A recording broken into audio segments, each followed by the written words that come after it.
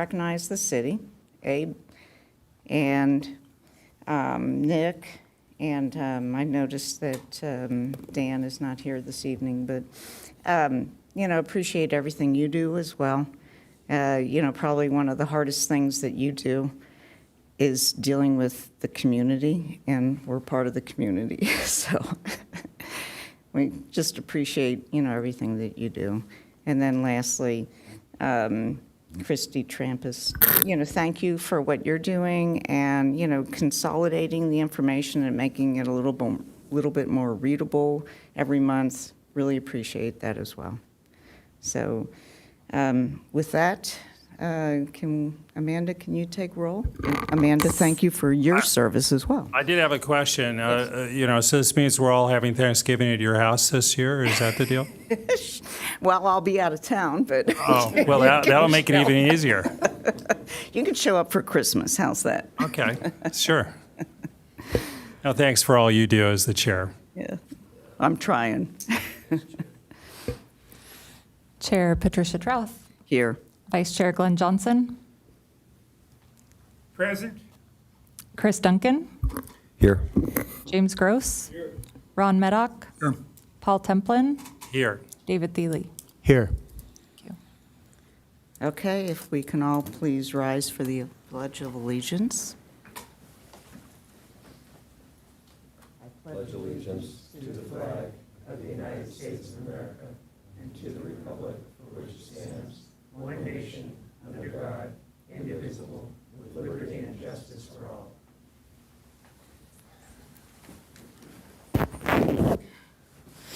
Okay, let's see, we're moving on to special presentations and proclamations. Yes, Chair, we have our standard monthly mobility manager updates.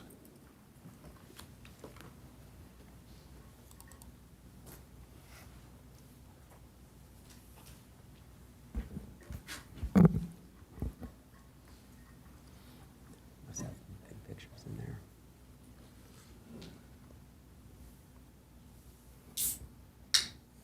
I assure you it's worth the wait, okay? There we go. All right, good evening, Chair, Commissioners, and members of the public. I'm Nick Buck, the city's mobility manager. Just have a brief mobility programs update this evening. First, I want to share information about increased messaging safety that you'll see around Encinitas. City has our city-owned changeable message signs placed at locations around the city. Just going through the bullets here, we've got them at locations including Santa Fe Drive, El Camino Real, Olivenhain Road. A lot of these are at places where people are coming into the city or where we've kind of flagged as highlighting the safety message campaign. Additionally, we've got signs at Encinitas Boulevard via Canabria, Coast Highway at Chesterfield, Coast Highway at the entry to Encinitas from the south end, and then El Camino Real off of down on the south end as well. Those signs can be programmed. Each of them has two messages that cycles. They're messages that are, kind of alerting drivers to be alert, to stay off phones, to slow down, to drive safely, and then for cyclists to ride responsibly as well. Just want to provide a brief update on our Safe Routes to School program. As we always do, we collaborate well with our schools, so we often do site visits. We look at things that are going on, respond to the here and now, and then plan for future projects. Currently, we're auditing, is that a word? Potential projects around school areas that have been identified in the past to prioritize fiscal year 25-26 program projects. From there, we create design exhibits, we explore the scope of those projects and budget for the cost of those. And then we present those projects to the commission, anticipate early spring, and then go to council with those for approval to get to work on those in the summer months when they impact schools the least. You're aware of our microtransit study. We're working through that study with our consultant, which is NREL. That's the National Renewable Energy Laboratory. They're completing a local and regional transit analysis, working with our staff. We'll begin planning and scheduling workshops for early 2026. The study will inform the city about recommended program types, the costs of such programs, and funding and implementation strategies. Excited that we brought on kind of a sub it's like basically a subcontractor, sort of like that. But it's an AI firm called Terra City that's also included in the scope of the grants that we have. So they're bringing to the study some really sophisticated AI that does behavior-driven multimodal transportation modeling, so that we can understand why travel decisions are made and how they'll change if we consider different options. So that's pretty cool stuff. Happy that we'll be bringing a presentation to this commission, anticipating February of 2026 when you come back from the break, to really dive deep on the study and to catch you up, and then also to let you know about the dates that we'll have for workshops for the public, and to probably give you a look at some of those AI tools, get to click on some things and see what this is all shaping up to look like. Sharing upcoming events. Encinitas Holiday Parade on Saturday, December 6th. That's Encinitas' largest one-day event, been going on for over 60 years. I love it that it's really a showcase of just so many people on bike and foot. We have about 3,000 people in the parade, and we have about 25,000 people who attend the parade. So definitely a cherished holiday occasion, and we hope that you'll get out there and check it out. And then Ciclovia Encinitas will return on May 17th, 2026. You can see in the pictures there that people on all different modes enjoy that, whether it's on bike, foot, scooter, skateboard, whatever it is, rolling or moving down Coast Highway. So I'll be for sure to come back and tell you about ways you can get involved in those events as we get a little bit closer. That's all I've got. Can I ask a question? Sure. Okay. Yeah, for the micro transit, are we on the original schedule, or has it shifted forward or back at all? Or? We're looking pretty good. We're a little bit behind where we anticipated we would be. A lot of that had to do with at the start of the calendar year, since this study is done by the National Renewable Energy Laboratory, which is a lab of the Department of Energy. A lot of that was frozen early on, and so that put us a couple months behind. And then more recently, because of government shutdown stuff, it was just on their end a few question marks about how much they could commit to planning travel and other things like that. But in meetings that we've had in the last couple of weeks, we're in pretty good shape. So we're pretty confident that we'll be able to give a presentation to this commission in probably February, and that'll include some travel from their staff who are conducting the study. So we're looking like we're in pretty good shape. So we're looking to conclude this study in kind of like mid to late spring, but before the end of the fiscal year, that's for sure. Okay. So my memory was we were going to get some sort of update maybe in November, December this year, but now it's because of all these things you already discussed, it slipped out by a couple of months. Correct. And then the final implementation also shifted out by like 2 or 3 months?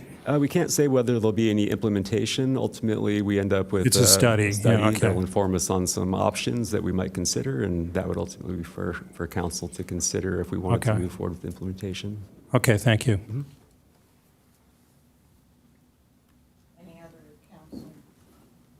Any other council members that have comments or questions? I do, yeah. Thank you, Chair. Mr. Buck, thank you for that presentation. I just have a couple of questions on the safe routes to school. When you are doing the study and designating certain roads and routes, along with consideration with administration of the many sites, school sites, do you or would you be able to interview students, or maybe we can call on the Youth Commission to give us some feedback on what they think the routes should be or frequently used? Yeah, it's a good thought. We're focused on the projects at this point, so we're kind of going on a school-by-school, site-by-site basis to identify the projects that fit within the Safe Routes to School, like kind of, it's more like a CIP sort of thing, but on smaller scale. So these are projects that we tackle throughout the year. When it comes to the maps, that's certainly an area of focus for us, and we want to develop maps for each school site. That could be something that's more collaborative that we could work with youth commissioners on. That's a lot more of the, while the one side of that program is very project-based, this is something that's more program-based, so I think that would be appropriate to engage the Youth Commission. And if not Youth Commission, then, perhaps students from each of the schools. Are one of those schools La Casa Canyon? Yeah, so as we approach the Safe Routes program, we meet with our with the right folks at each of the districts. So for Encinitas Union School District, that would be their facilities and safety director. And then for San Diego District, they have kind of an equivalent who's a facilities person.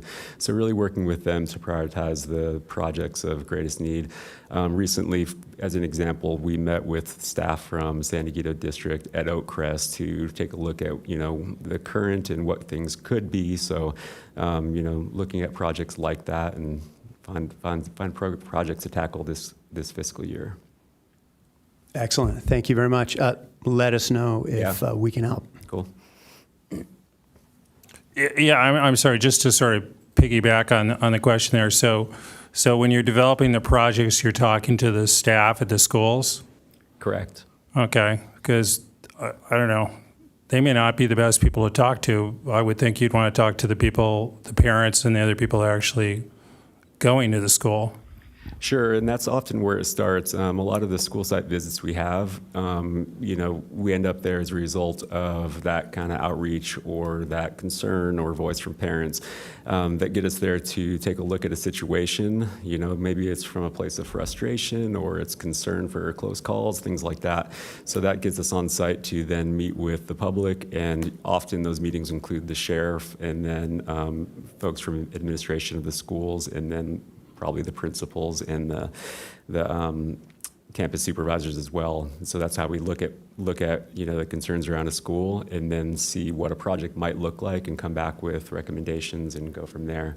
And Ib can shed more light on that too, of what we've done historically. But what I was sharing is that we kind of have a pretty good for over the last years of what could be projects, and right now we're just revisiting all those projects. As there's been a lot of changes around the schools, a lot of the work that we've done, also behavioral changes. So like e-bikes are certainly here to stay, and the way that people move around. So we're just really updating what those projects might be, and then working with the schools to then prioritize so we really meet their needs. Okay, thank you. Commissioner Gross? Yeah, thank you, Commissioner Buck. Just curious, anecdotally, if you've seen any shifts in traffic patterns, more kids walking, biking to school, more driving. Just curious how the fall is looking so far.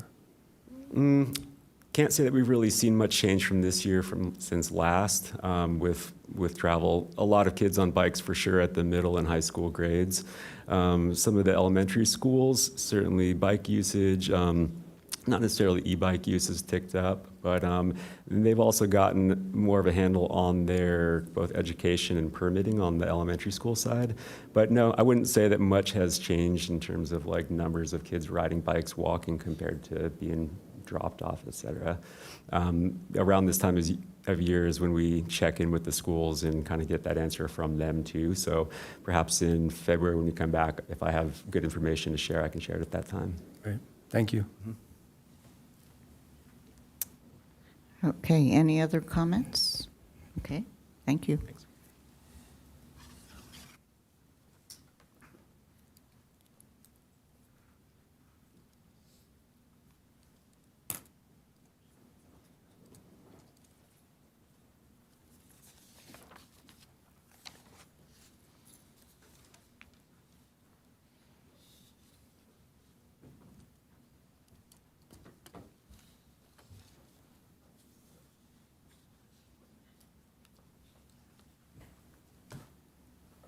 Good evening. I'm Christy Trampus. I'm the traffic sergeant here in Encinitas. And just going to go over the monthly stats for October with you guys. First page always is just a map to kind of show where the collisions are that we're taking reports for. Obviously, they're kind of scattered all over the city. We're not having a major issue in any one area. We're not getting a lot of collisions in certain areas, which is a good thing. So kind of scattered all over the city. And collisions last month we had 18, which was down from the month before, so that's good. And then, of course, this long list of citations that I know you guys love to read. So we, once again, tried to make it a little easier for you. So for last month, citations that had a speed-related charge, we had 82. Cell phones, stop signs, and red lights. Those are kind of the, like I said earlier, the areas that we're focusing on, that we're seeing issues with, that we're really trying to cite people for. So those are the numbers of citations with those charges given. And then DUI arrests, we had 20 last month, which was double from September. And I don't want you guys to look at that as a negative thing. I actually look at that as a very good thing, and let me tell you why. We really started increasing our DUI enforcement. We really focused on that last month. So it's not that more people are out drinking and driving, we're just getting more of them off the road, making the streets safer. So from September to October, we doubled our DUI arrests. If you could scroll down. And then trying to just compare last year with this year, all the way from July up until we are here where we're at in October, collisions are slowly going down, which is good. And compared to last year, we're fewer collisions. DUI arrests, yes, we're higher. But like I said, we've been really increasing our enforcement. So, and speaking of DUIs, I'm very happy to announce that our 2 new DUI cars, we got officially approved. The email has gone out to the sheriff's office. So I'm hoping in about a month, we'll have those 2 new cars out on the road. So hopefully DUI arrests will go even higher, which is a good thing. So that is it. Thank you. Do you have comments, commissioners? Yeah, question, thank you. Just that last point, 2 DUI cars.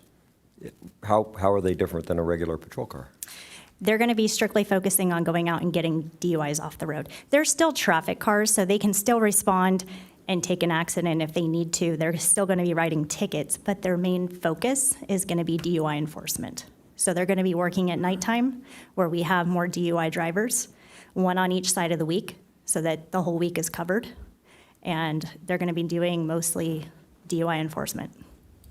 Okay, thanks.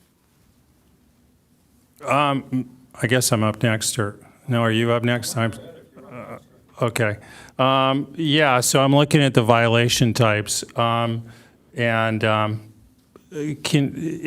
they, I know you said the accidents are sort of universally spread out through the area, but what about the violations like speeding or stop signs or red lights? Are they sort of spread out, or do you find that they're focused in certain spots in the city?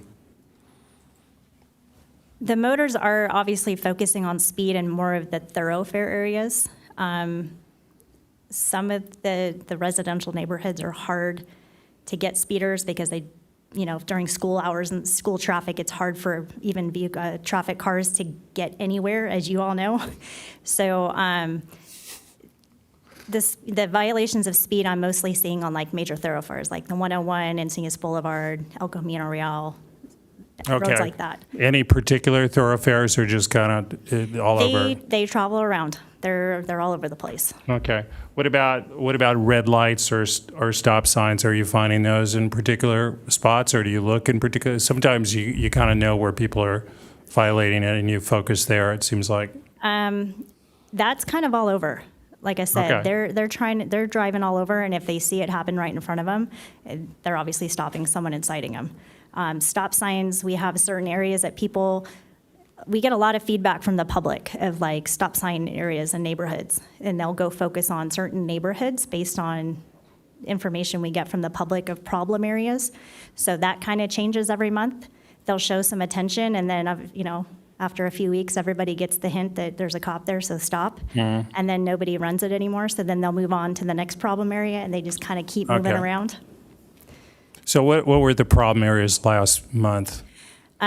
We had a lot of people call in or email, however they want to get to us. And I remember Village Park and Parkdale, that stop sign, it's like a big 4-way stop sign intersection.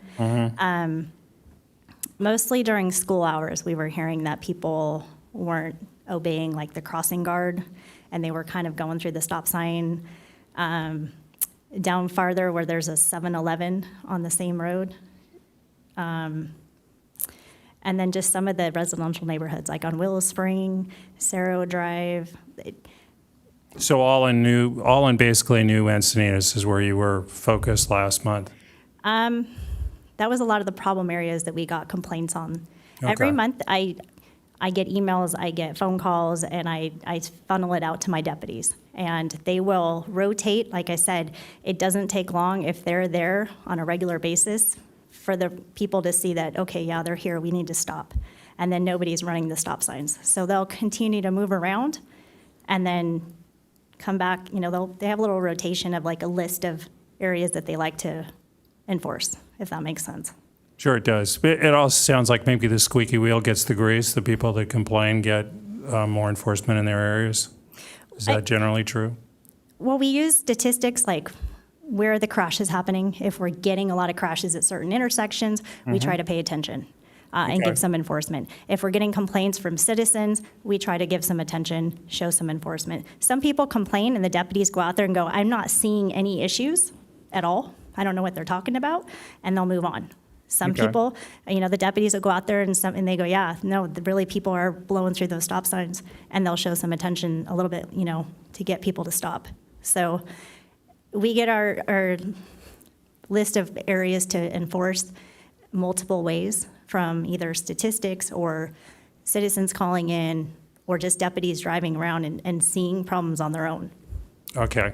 So when you say statistics, and I'm sorry to belabor this point, but when you say statistics, you're saying basically where there have been accidents. Yes. Okay. All right. Thank you. Commissioner Meddock? I had a few questions and one comment. I really wanted to congratulate you on those DUI arrests. That was a huge plus for the city. Terrific. That's one of the, obviously, the biggest dangers we have. It's really hard to defend against those people. So I noticed that there were 4 bicycle crashes.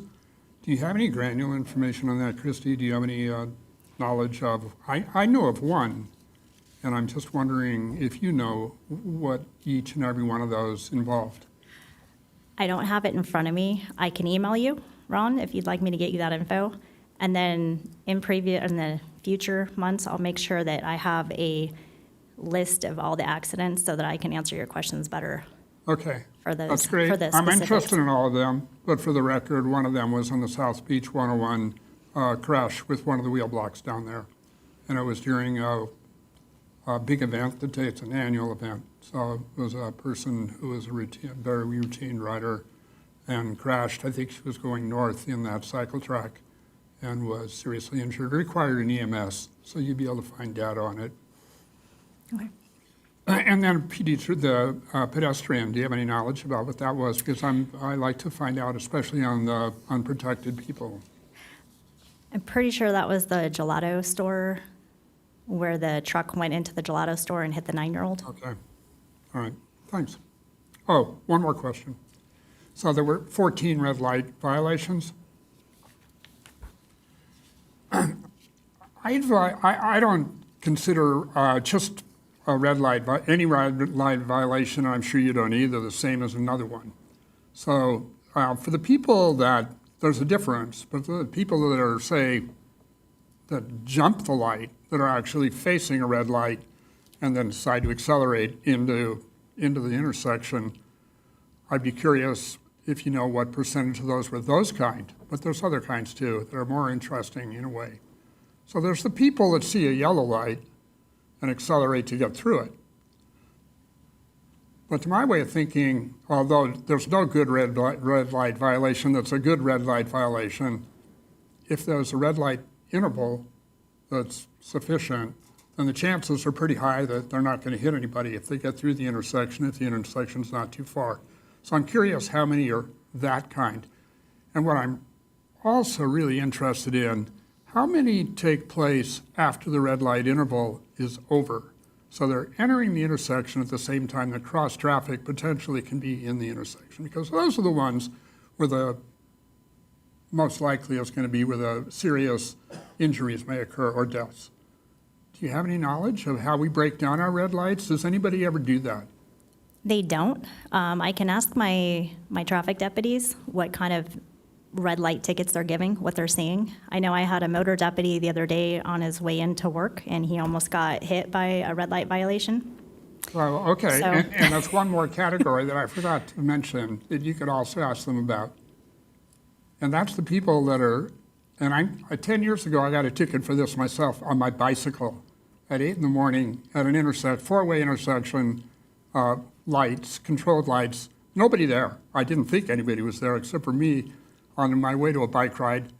And I didn't stop. I rolled through it, and I got pulled over by the local police and issued a ticket, which cost a lot of money. So I'm curious how many of those occur, because those are the ones that I think, although they're illegal, it's interesting to know, if there's nobody around like what I was doing, I don't really equate that with the person that's running in the middle of the intersection that I talked about before. So if we could break them down, if it's possible, it'd be very interesting to know, because we're going to have a long conversation tonight about red light cameras, and it's sort of relevant. Okay. Thank you. Okay, any other comments? Yes.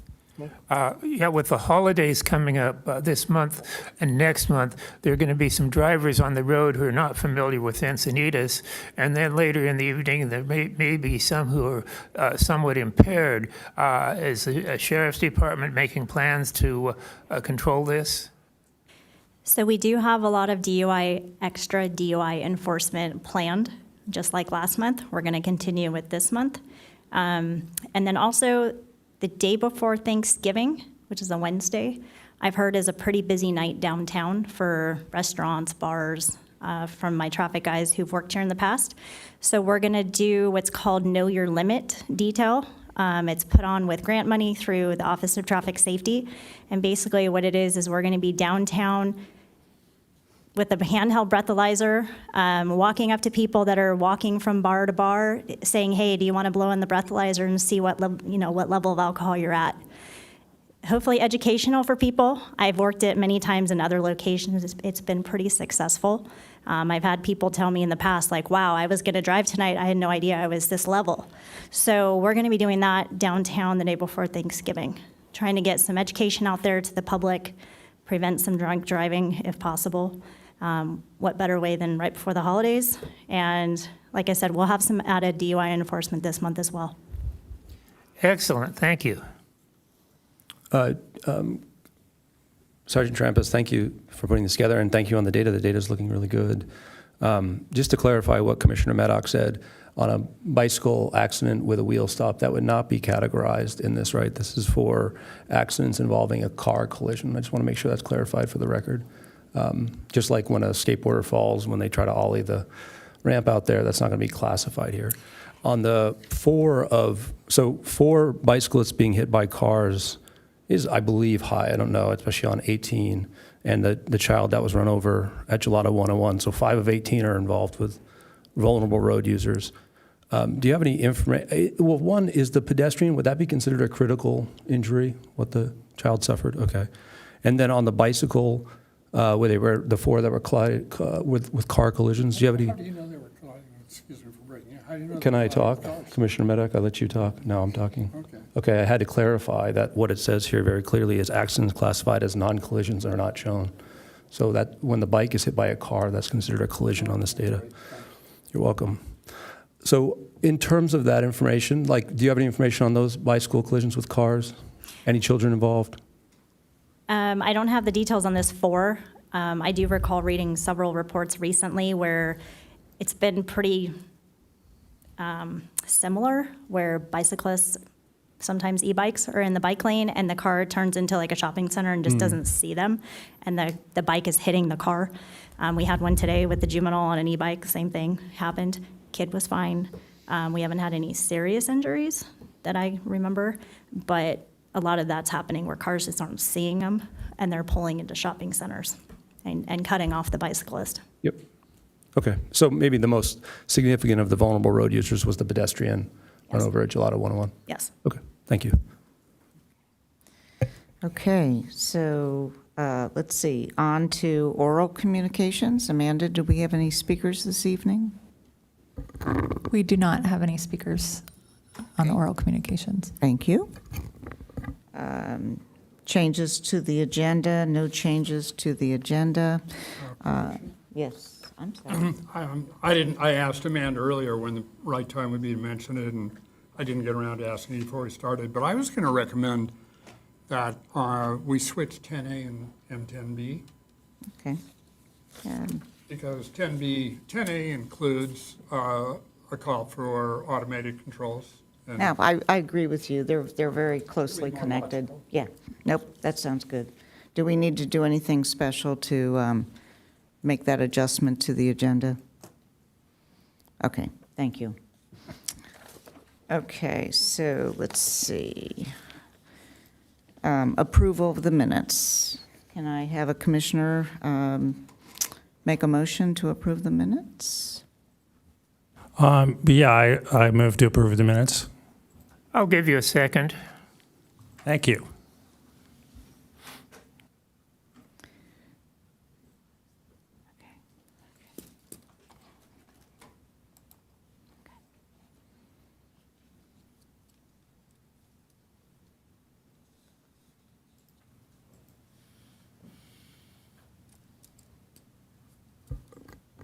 Motion passes with Commissioner Gross abstaining. Okay, thank you. On to action items. Let's see. To speak on action items, the public should submit a pink speaker slip. Each speaker is allowed to speak for 3 minutes. A maximum of 2 time donations per speaker is allowed, no more than 9 minutes, and the person donating the time must be present. So, item 8A, Chesterfield signal timing improvements. Thank you, Chair. For this item, we have our consultant, STC, here tonight. Jason Stack is here, and I'll pass it to Jason to start the presentation.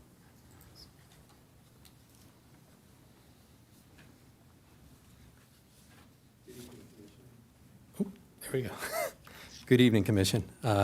Jason Stack with STC, consultant to the city, and here tonight to talk about operations at Chesterfield 101 and San Alejo, and some potential improvements that we've determined would benefit the operations at the intersections.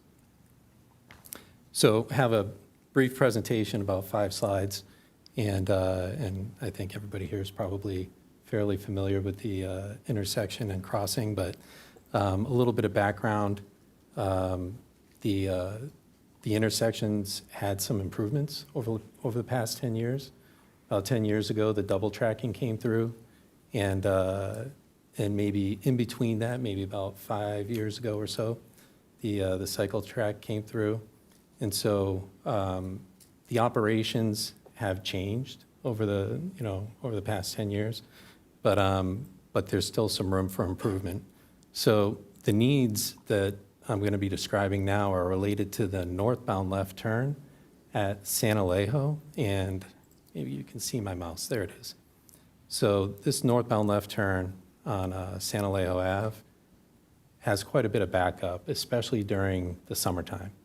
What they're doing is making a permissive left turn, and they're turning against the southbound traffic. They yield to the southbound traffic, and they also yield to the southbound right turn. And here it is here. So they have kind of a disadvantage to other movements at the intersection that are protected.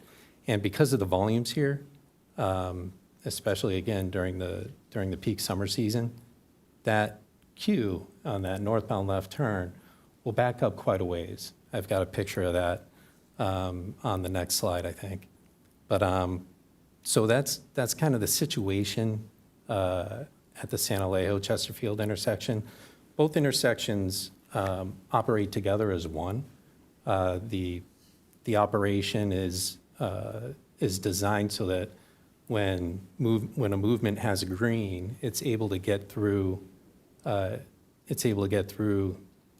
The second intersection.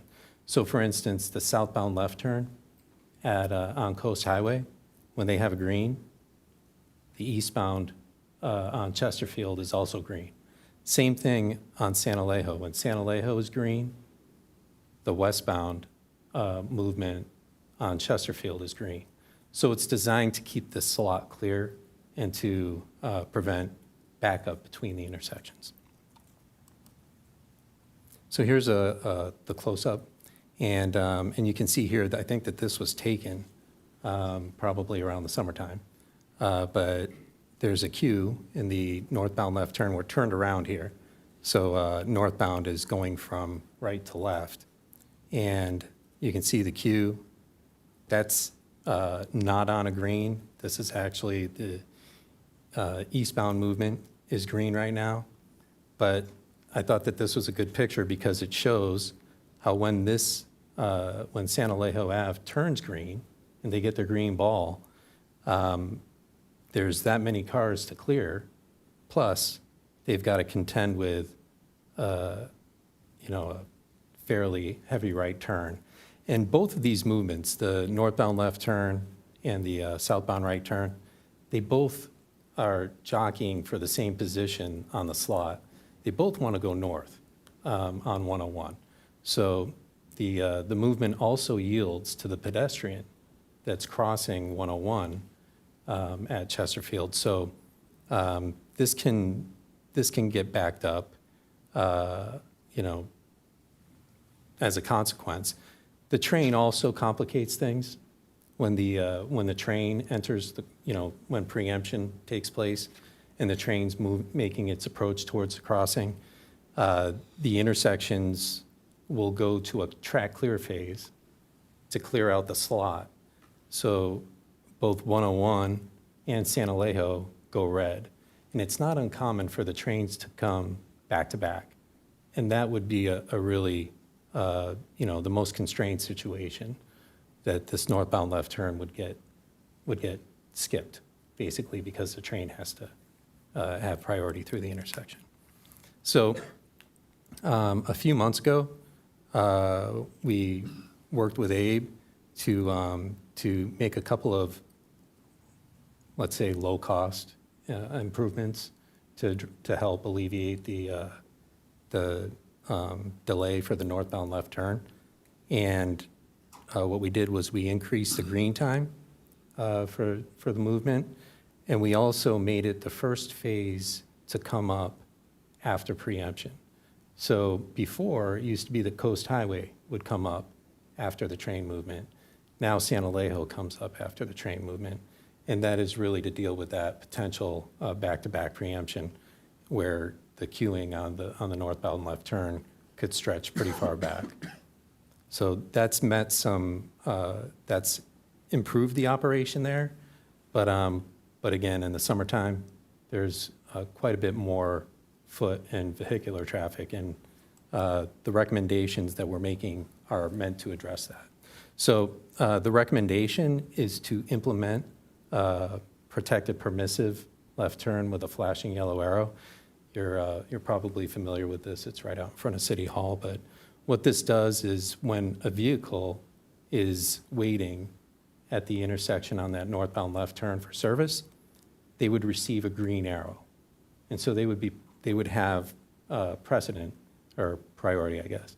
They would have the move through the intersection without any through traffic coming at them. And so they would be able to proceed through the intersection. And then when that demand is serviced, the queue of cars in that northbound left turn, it would go to flashing yellow arrow so that cars that arrive can continue to make a permissive left turn on the flashing yellow arrow. And the second operational improvement would be to put in a westbound to northbound right turn overlap. Right now, this is a 3-section head, and when what this would enable is for these cars to move on a green arrow when the southbound left turn comes up at Coast Highway. So if I just go to this next one. So when this southbound left turn, and it's a pretty big left turn, comes up at Coast Highway, this westbound and northbound right turn would be green. And the idea behind that is that these vehicles turning, making a southbound right at San Alejo, they can make a right turn on red, and they can fill up this slot. And then the idea is to have them clear that slot more with that right turn overlap so that there's space for these northbound left turners to enter in when they want to make their turn, to access Coast Highway. So that's the idea there. So two recommendations: the protected permissive with the flashing yellow arrow, and the westbound and northbound right turn overlap. And that's what I have, and open for discussion. Commissioner Maddock? So if I understand correctly, the vehicles in Chesterfield that have come to the 101 intersection and are turning northbound presently, if they're facing a red light, well, yeah, it would be a red light for them, and the cars coming south are making their left turn on a Chesterfield, legally they can make a right turn, right? Yes, they can make a right turn on red, so they would legally come to a stop, look, and then make their right turn. With the overlap, they wouldn't have to yield. They have a green arrow, because basically there is no U-turn on that southbound left turn from Coast Highway to Chesterfield. So there would be nothing conflicting with their movement. So the idea is to give them a green arrow so that they can be serviced more They'll efficiently. move straight through. Yeah. Okay. Commissioner Thiele?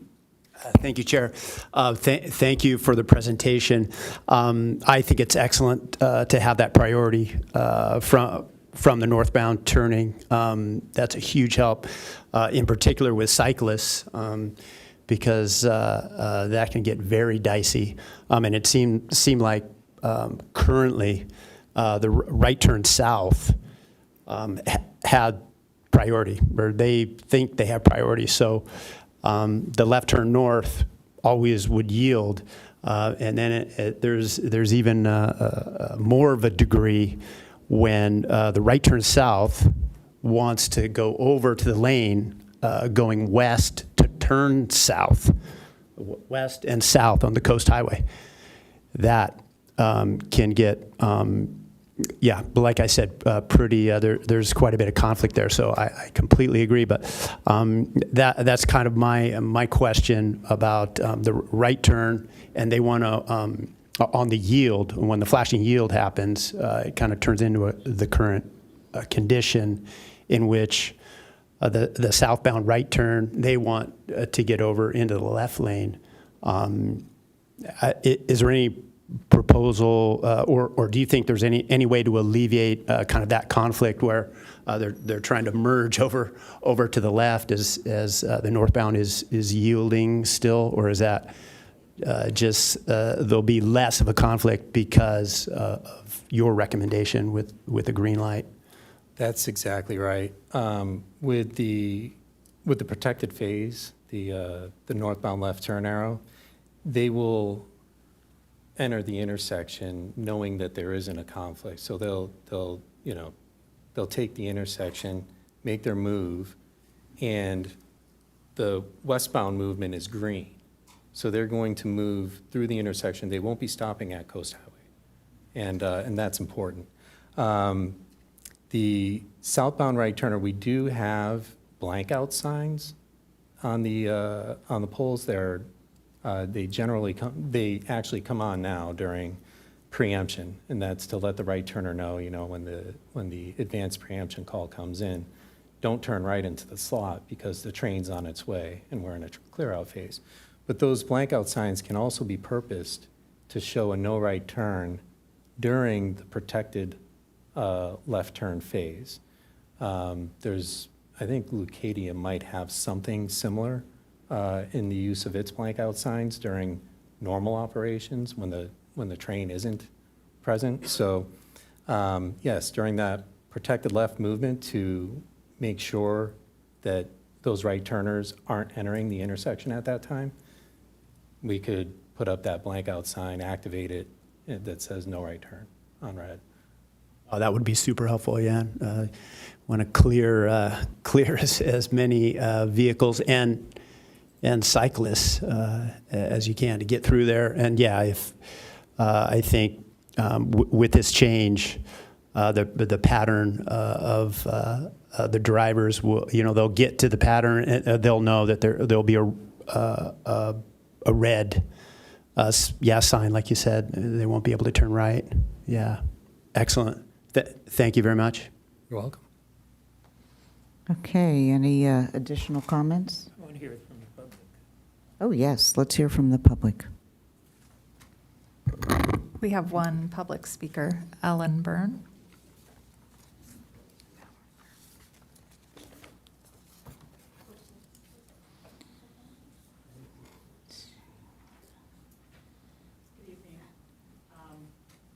We've needed this for quite a while because sometimes it gets backed up all the way past Glen Park, both sides of Glen Park. So people can't pull in to the gas station, to the parking lot for Glen, or even into the other side of Newport on the side of, so this is great, which makes it really bad when it's like that for cyclists. But my only concern, and I'm not sure you can explain it to me, is now how, when someone is going southbound, when someone gets into the railroad intersection and they want to go north on 101, and there are pedestrians there, is there a pedestrian override of the signal? I mean, I've seen many, many close calls when people have been waiting and waiting and waiting to turn right from San Alejo into the intersection, and then backed up to get in the correct lane, and then backed up to turn right to go north on the 101, and all of a sudden there's a group of people that all of a sudden are crossing the street. I don't know if they're crossing on a red or a green, or they're just crossing, but I would hate for us to complicate matters and make it worse. So I don't know if maybe somebody can answer that question. Thank you.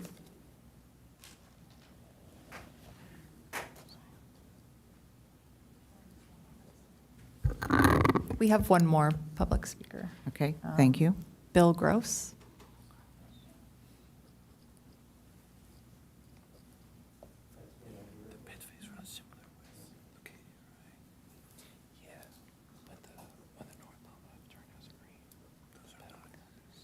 Commissioners, I just want to comment, I live in this area 30 years. I ride my bicycle through that intersection. I drive my car through that intersection. I used to commute to work before I retired, and I know this turn. Excellent study. I'm in full support. I think it would be a great move. I think it would make some great improvements to that area and add a lot to safety and traffic flow. Thank you.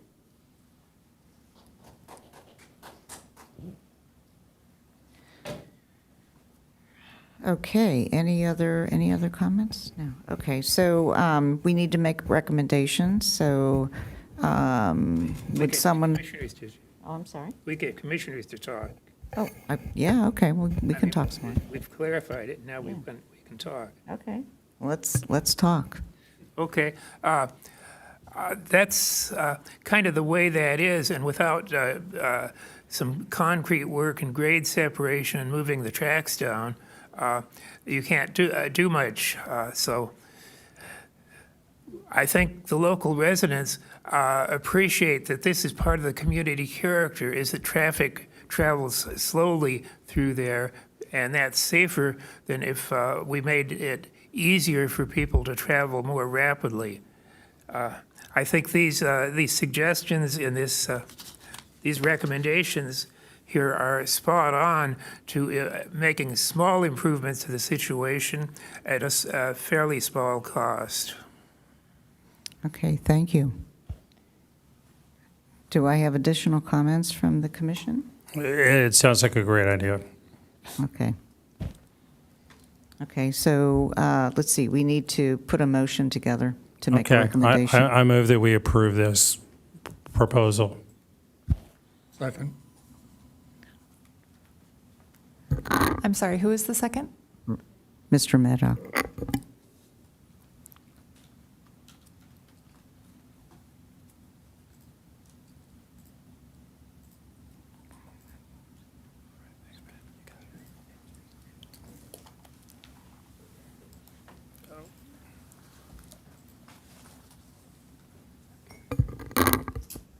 Motion passes unanimously.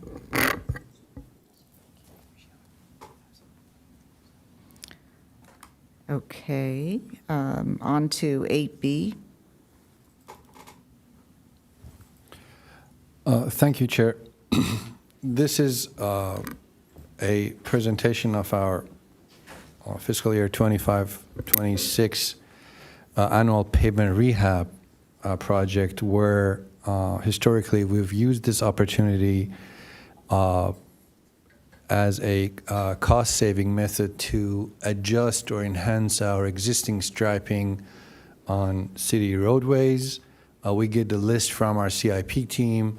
Our CIP team have their methodology to come up with a list of priorities of the roadways of the city that have to be repaved or slurry sealed, and then we go over the list and try to identify roads that some sort of a change is warranted for various reasons, and then obviously it's the best opportunity not to basically spend the city dime the most efficient way. A few projects that I'm going to present to the Commission tonight. One is the additional crossings being added to the intersection of Hygeia and Leucadia Boulevard. This was originally initiated by, oh, I'm sorry, it's not there. Okay, my apologies. I thought I was going on. The first one is the intersection of Hygeia and Leucadia. This was originally presented to the City Council as a council member initiated item. It was supported by council. Staff were directed to analyze this, evaluate, and design. We presented the concepts to the City Council at a secondary meeting. It was supported, and then staff were directed to design and implement. This adds a small refuge on the west side, two pedestrian crossings on both sides. The southeast corner, as you know, there's no receiving walkway, sidewalk, so we did not add anything on the east side. On top of that, our fire department was consulted to assure, obviously, proximity to a school, serving the residential neighborhood of Hygeia. We wanted to make sure emergency response is not affected, and this was a design that was blessed by our fire department. The refuge on the west side, a pedestrian crossing, and then connecting the north side and south side with this. And there will also be a median refuge island, striped median, basically, that will be added to the end of the small concrete median that's going to be built. Chair, if okay, I'll go over all of these and then we can discuss, or if you want me to stop at every one of them and talk about individual projects one by one, I'll leave it to you, whatever you direct me to. It looks like you have quite a few, so maybe you could present them, and then we can, Okay. if we have issues or comments. The next one is our Leucadia Boulevard, east of the freeway. As again, you know, being on the commission before, our travel lanes were narrowed to 10 feet wide lanes with the previous project when this cycle track was implemented, I believe about 6 years ago or 7 years ago. With the new initiative, the new council direction that we received, we are widening our travel lanes to 11 for better flow of traffic, better width available to our fire apparatus, using the travel lanes at a higher speed and having a better emergency response time. And we still have enough width available in our bike lane and buffer area to be able to continue keeping the cycle track. That's basically just a change. No other layout change has happened. The pockets and the travel lanes and everything will remain the same. We're just widening the through lanes to 11 feet lanes and the turn pockets, obviously.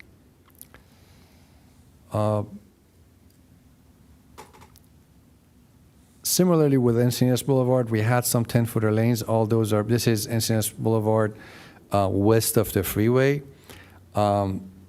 This is also an opportunity for us to bring back the travel lanes to 11 feet. One additional advantage is we've received for a relatively long time, about 2-3 years now, a request from our bicycling community about the bike lane that currently runs by the curb going eastbound on Encinitas Boulevard, when it gets to the on-ramp, southbound on-ramp, due to the high volume of vehicles turning eastbound right turn, this through movement by the bicyclists is not very comfortable, convenient. However, this is Caltrans right-of-way. As you can see up here, about 100 foot west of the on-ramp that still belongs to Caltrans. What we are proposing here is a little bit of a narrowing of the lanes in this area and creating a right turn only lane onto Caltrans right-of-way while keeping our 2 through lanes in place. As you know, right now there's only 2 lanes that go through the intersection, and there's just a bike lane on the edge of the road. So this will shift bicyclists from the curb to the left side of the right turn only lane and provides a enhanced path for bicyclists going through the intersection. If blessed by commission, this has to be blessed by Caltrans, so we have to submit what's called an encroachment permit applicant. We have to submit the plans and wait for their design review and hopefully approval. But this is another change that we are proposing with this. Another similar approach is on Mountain Vista. Travel lanes are set at 11. We are doing a buffered bike lane. We're doing it on the travel lane side due to the fact that parking is not super active on Mountain Vista. We had the option of putting the parking on the door zone side, but we didn't have enough to put the buffer on both sides of the bike lane, both the door zone and travel lane side. But because the speed is relatively high here and we have minimal parking activity, we decided to put the buffer on the travel lane side on Mountain Vista. But the lanes are changed to 11 feet. And a few other minor modifications on Cornish that we had 10-foot lanes, and this is also an aerial view of obviously the list of the roads that are being repaved with an annual rehab project is larger, but these were the roads that we identified that we could make some improvements on. Thank you, and with that, I'm open to questions, Chair. Okay. Let's see. Any commissioners have comments? Commissioner Thiele. Thank you, Chair. Thank you, Mr. Bannigan. I just have a general question. It seems like there's an increase in the width of these projects to all of the roads. Is there, or can you describe generally the reason behind that, or is it specific to each road that I guess you're going from 10 feet to 11 feet? Is that to accommodate a buffer, or is that, why is that? So, as you know, you've been on the commission long enough. The previous striping plans that were drafted by the city, the idea was always, no matter what the classification of the road was, how many emergency vehicles would use the road, what kind of utilization we're getting with regards to the type of vehicle, size of vehicle, average daily traffic, the idea was always go for 10. With our new council direction that is a little bit more of a mixed approach, considering flow of traffic at the same time, considering emergency response a little bit more, considering the size, the input that we received from our fire department with regards to their size of their apparatus, the need for better flow at certain roads.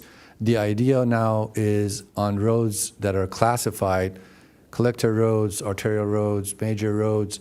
On these roads, we are street striping our roads all with 11-foot lanes, which creates a better flow, faster, can be said for our emergency vehicles, and then obviously other vehicles can go a little bit faster too.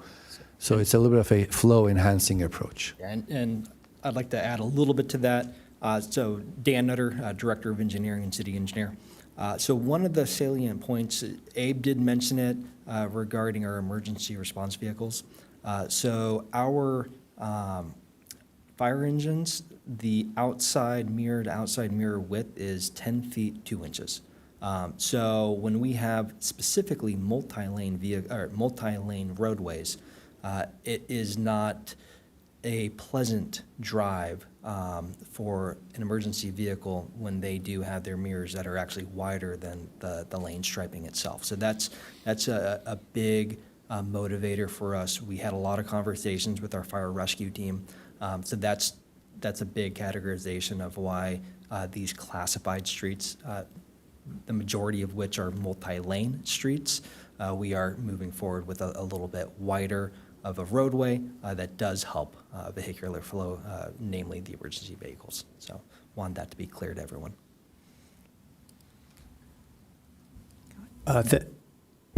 Thank you for that. And so is this going to be a progression for all of these type of roadways where the width is going to increase? Kind of, you've decided on these 4, and then you go to the next 4. Is it a continuation? So every road is going to be looked at independently. So where we do feel as though there is an advantage for having a slightly wider roadway, we'll look at that independently and make that engineering determination. Again, every road's a little bit different, has a different need. So it's not necessarily going to be a holistic approach that every single roadway is going to be 11 feet. It is a guide from a standpoint of classified roadways that are multi-lanes. Those are at least a starting point where we're going to look at those first as a priority. And then, the other, not every road is going to need to be adjusted with their lane width. Okay. Okay, thanks. I would say my concern is that the majority of the users are cars and non-emergency vehicles, and so we all know with the increase of width means speed. That's just natural. We know that. So that's my concern. Thank you. Yes, Commissioner Maddock?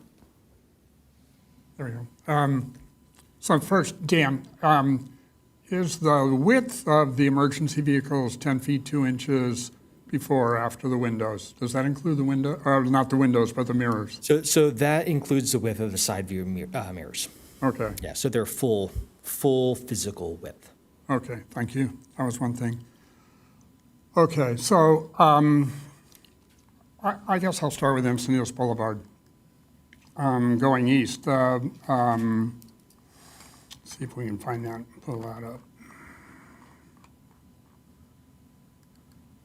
I wanted to say, Abe, that I was very happy to see the Traffic Engineering Department bring that right turn only lane over and put the bicycle lane to the left of that. That's a huge win for motorists and for bicyclists.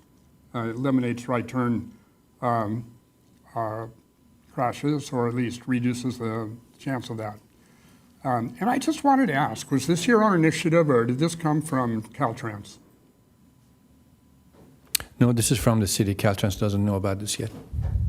Okay, because, you may not be aware of it, but Mr. Buck is, I believe, that I gave a presentation about this about 2 months ago at the quarterly meeting of Caltrans. And you and I have discussed these issues before, not at Encinitas Boulevard, but I also gave one at the same time for La Costa Avenue going east with the same issue.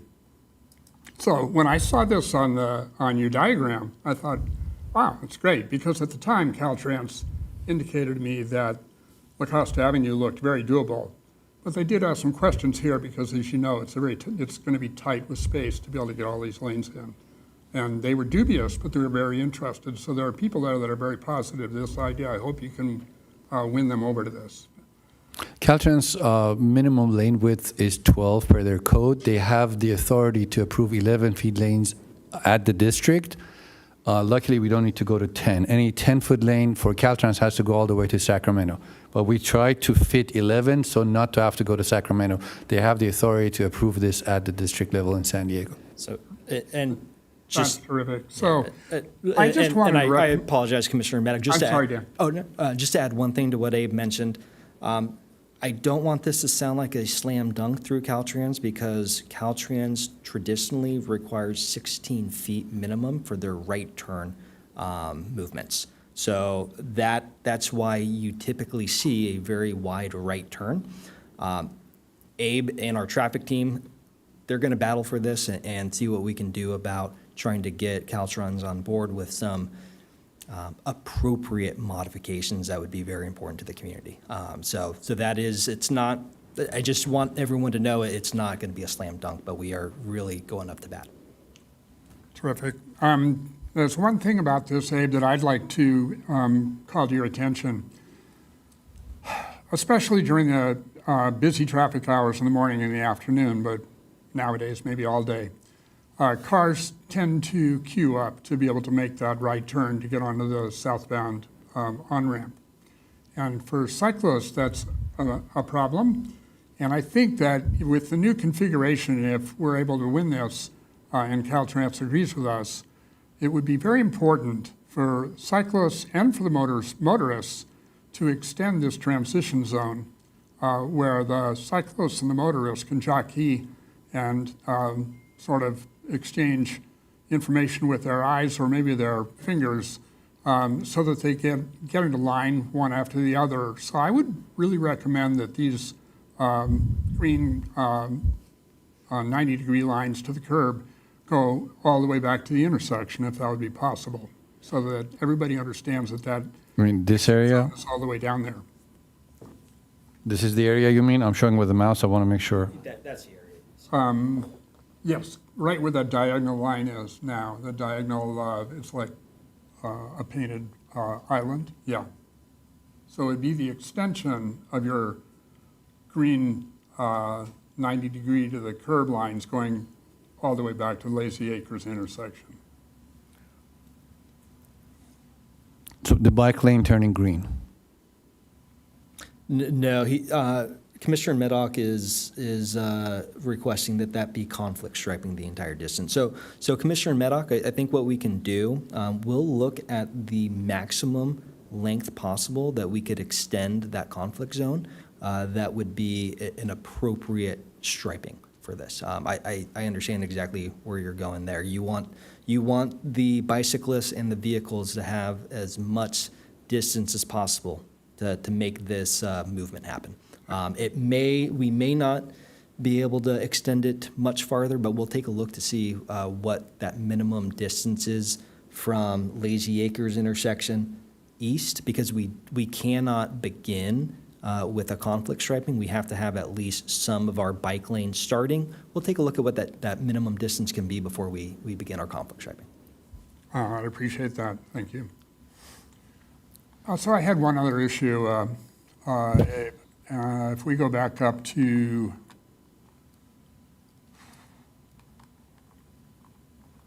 looking for the one with Saxony on Leucadia Boulevard. Yeah, so here we go. Maybe you've read, I'm not sure, but Mr. Linke sent in a public comment, and I'm just going to echo his public comment here, which is that there is a Class 4 cycle track now in place just west of Saxony Road on the westbound Leucadia Boulevard, and they're going to be withdrawn for this striping. And I would recommend that we not put those back in. And I would recommend that the commission recommend that we not put those back in.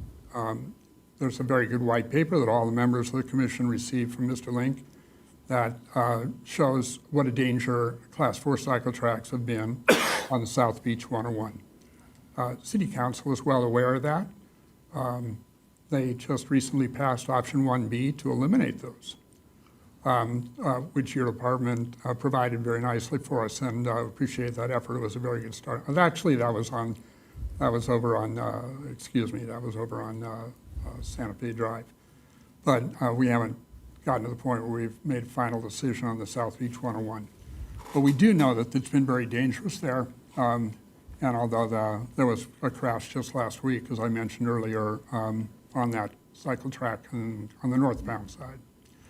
So that would be my recommendation, that we just don't put those back in, and we have a Class 2 cycle lane there instead that's properly buffered. There's space for that.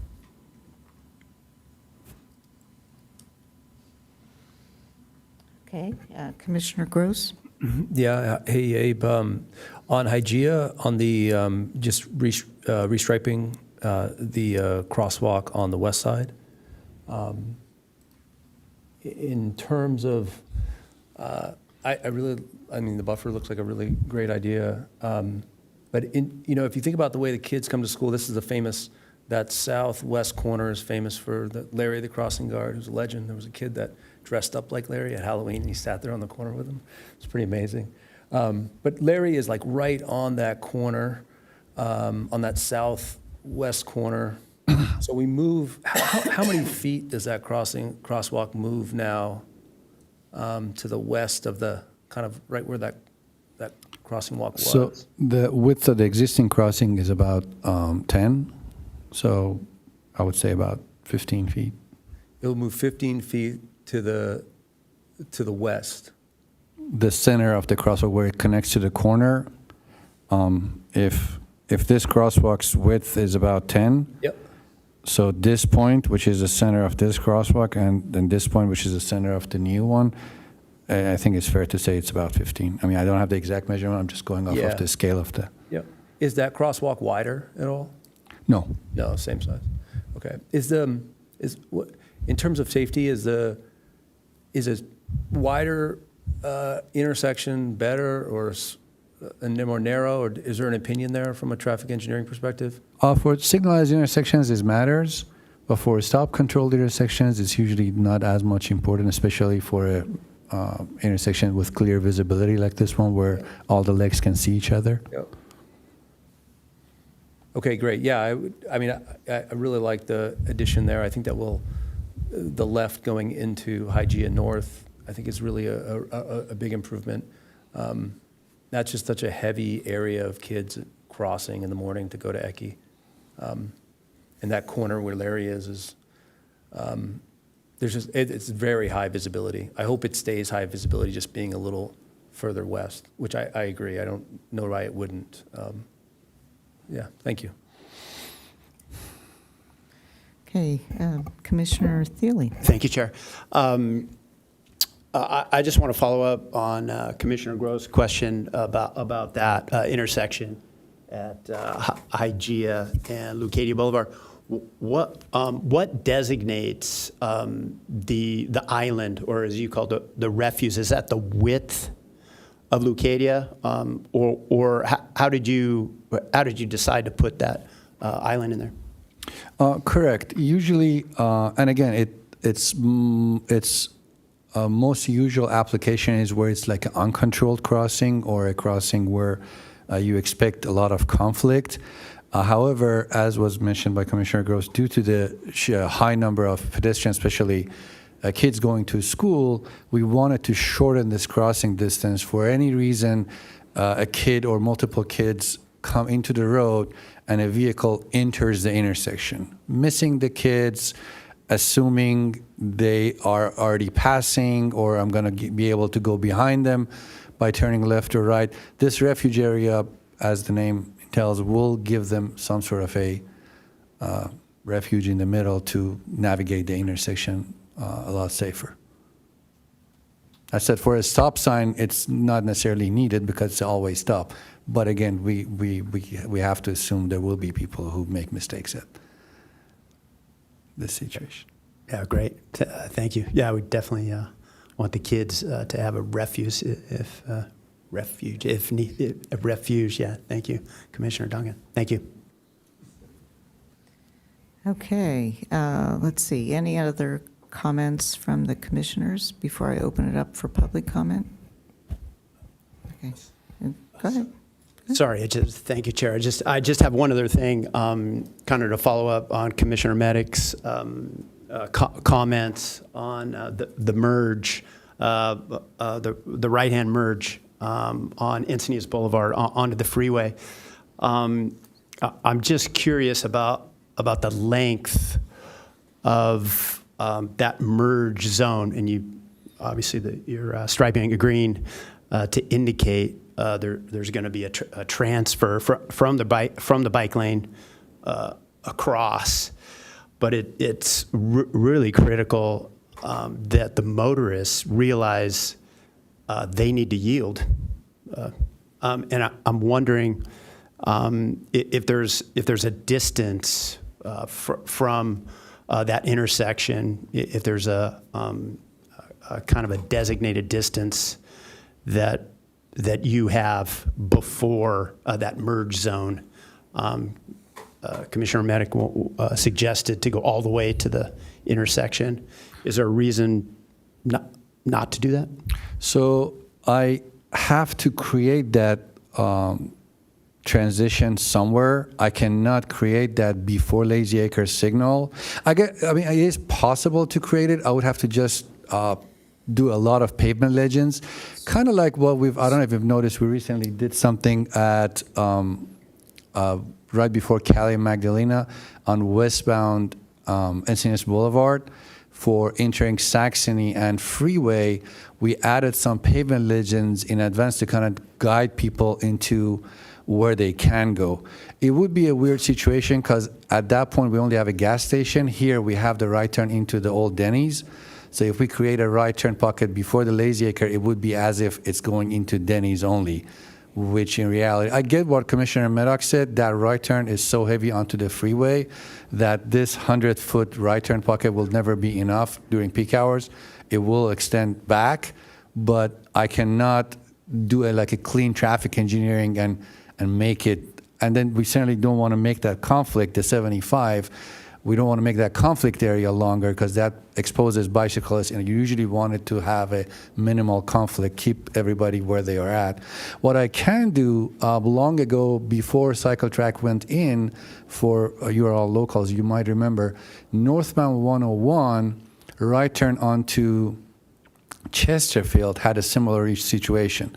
The right turn pocket would back up, would go all the way into the number 2 lane of 101, and then people would line up in the bike lane. So bicyclists would have to get out of the northbound bike lane 500-600 feet in advance of the intersection and go into the number 2 lane. What we ended up doing was we put a few bollards before the cycle track just adjacent to the bike lane so cars couldn't get into the bike lane, and they had to basically line up in the number 2. Similar situation would be here, where it says varies on the plan. Cars would have to line up. If the right turn onto Caltrans is heavy, they cannot line up by the curb and block the bicyclists. They would have to line up in the number 2 lane. It has its downside. It would block the throughput of Encinitas Boulevard going underneath the bridge.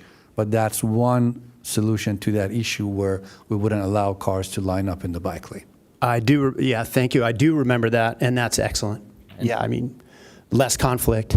And that would be something that we could potentially take into consideration after this is installed to see how it's working. We wouldn't propose having the bollards installed before having an idea of how bad that backup might be getting and how that conflict could be with the bicyclists. But it is a potential if we do have that issue for sure. Great, thank you. I think it's also needs to be considered the speed at which the bicycle is going to be traveling. At that point, probably not too quick. It's a little bit of an uphill, and with the intersections, they might be going pretty slow. So, yeah, I think if that's something to consider, that might be helpful as well. Thank you. Thanks for that. Maybe I'd just like to get that clarified again. Were you suggesting the use of bollards during that transition zone somewhere? Before the transition. So in this buffered area, before the transition starts, so what happens is when this right turn pocket is full, cars would start going, I don't know if my mouse is visible. Yeah, it is visible. Cars would start lining up by the edge of the road and then start backing up into the bike lane. And what happens is if a bicyclist is in the bike lane, they would have to get out of the bike lane because they see all these cars lined up by the curb. Now, if we put 3 or 4 bollards here, what it would prevent is that cars now have to line up in the actual number 2 lane. They wouldn't be able to go into this area. So you'll have a queue still that is long, but the queue would be in the number 2 lane, and starting in the transition area, the queue would kind of go into the right turn pocket. This would prevent cars lining up in the bike lane all the way. Now, there's advantages and disadvantages. The advantages would be for the bikes that they would keep their bike lanes for as long as possible, but the disadvantage would be the number 2 lane will be blocked if somebody wants to go through and cross Caltrans right away. They would have to wait for the right turners to be able to turn right onto Caltrans before going through. Well, it'll be interesting to see what you come up with there, because just as long as we're not putting bollards further east, I would want to have them only at the very beginning. Just for that small area. Otherwise, they'll be a hazard for all the cyclists. Yeah, and Commissioner Medoc, at this time, we're not proposing flexi posts there at all.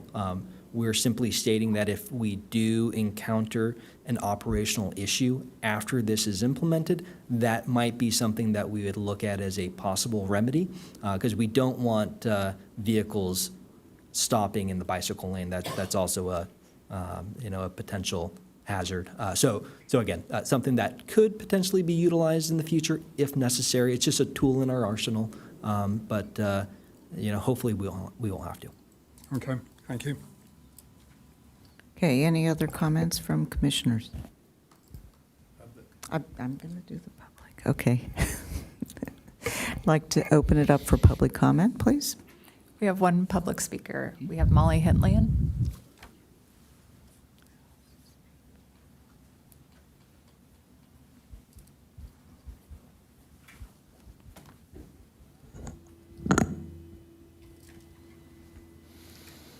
Good evening, Commission. Molly Hitlian, District 2. I don't have a fancy PowerPoint or any animations tonight. I like your IGEA plan. That seems really well thought out. Lazy Acres. I got a chill just looking at that map. I know it's Caltrans and it's a gray area. It's a nightmare if you are leaving Lazy Acres at any time, rush hour, and it stacks up and people can't leave that parking lot. And so people do, and I've been guilty of this, being in the second lane to pretend like I'm going to Denny's, don't report me, and I'll take the left-hand turn because I will have sat through probably 3 lights. And I don't know what's going on with Denny's. Maybe we need to redesign that people can take a right-hand turn, but then it becomes counterintuitive to safety for the bike lanes or whatever. So what I'd like to ask is that we do some type of official traffic observation before we start putting this to paper and look at all these options, because it's a very tricky area. It's very dicey. I don't think it's safe currently for cars merging in because they're all trying to stack in. So yes, I think that something needs to be done for the bikers, but I don't know what the recommendation is, so it was more of a comment that I think that we need to look at how the use of the parking lot is, in addition to how people are getting on and off the freeway for Caltrans. Thank you.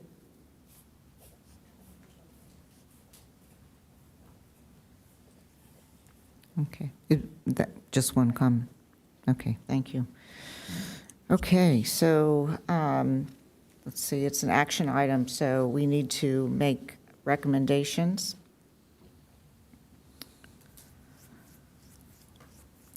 Yes, we've heard some small but important changes from the commissioners, and certainly some of these situations are rather almost intractable without doing major construction. So I kind of support the recommendation. Okay. I'd like to hear from some other people. We could make a recommendation and have some, changes to it as well, so. Yeah, I mean, I agree with Glenn to a large extent. I also agree with the last speaker that particular intersection where the Lazy Acres is a nightmare, and you do often have problems leaving. As much as I like that, well, I don't go to Lazy Acres that much, but as much as I go into there, it's a nightmare leaving it, and it would be nice to address that as well, whether that's a separate traffic problem or not. Maybe the folks over on the engineering side can advise us on that. Okay. And I apologize to interrupt. Commissioner Templin, I would like to speak to that briefly if I could. And Madam Yeah, Chair, if that's okay. please do. So Abe and our traffic team, we do have a separate effort, and this is, to be quite honest with everyone, something that's very unheard of, but I really applaud our traffic team for this, is Abe has been working with the Caltrans traffic operations team for a while now, trying to develop a plan where we enter into a memorandum of understanding with Caltrans, and they give us a little bit more of an ability to affect their signals, their traffic signals. Right now, how Caltrans works is every single traffic signal that they own and operate, they really don't have a huge care about the surface streets and how they operate, which is unfortunate, but it is their right of way, so they get to operate it as they deem fit. They do try to be good neighbors and work with local agencies the best that they can, but the reality is they care about how the surface or how the flow is on the freeway much more than they do the surface street.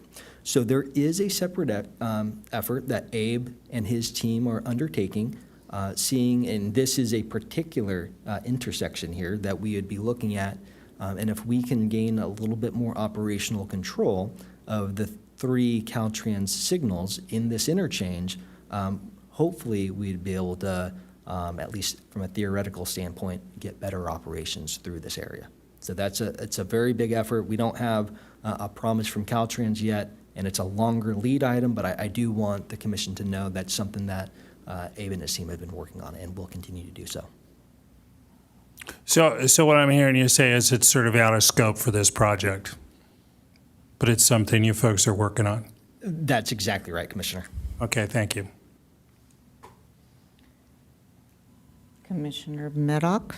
Yeah, I'd just like to, since you're asking for recommendations, I made it earlier, I'm just going to repeat it, that we recommend that the flexi posts just west of Saxony Road that are going to be removed, not be reinstalled.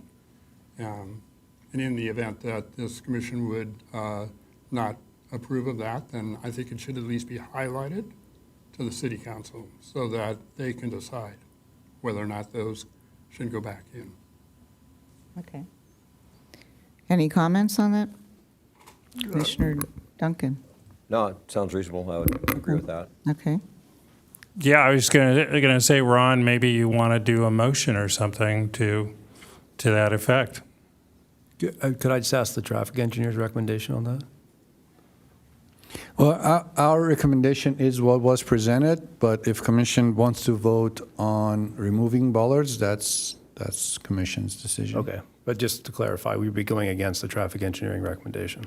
That is correct, yes. Yeah, thank you. I don't support that.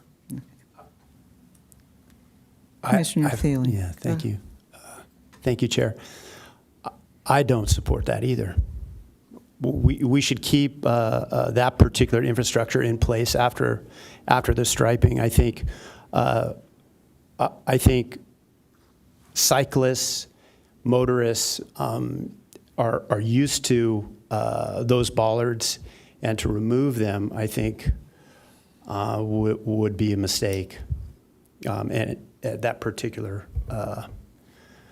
piece of roadway, I think they should go back or stay as they are. Thanks.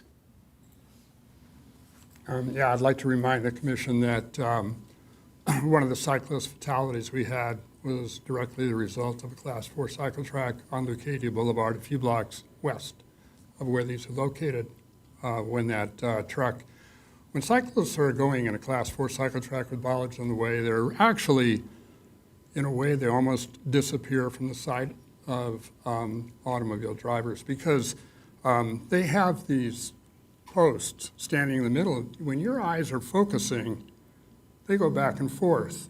They may not notice that there's somebody moving there behind them.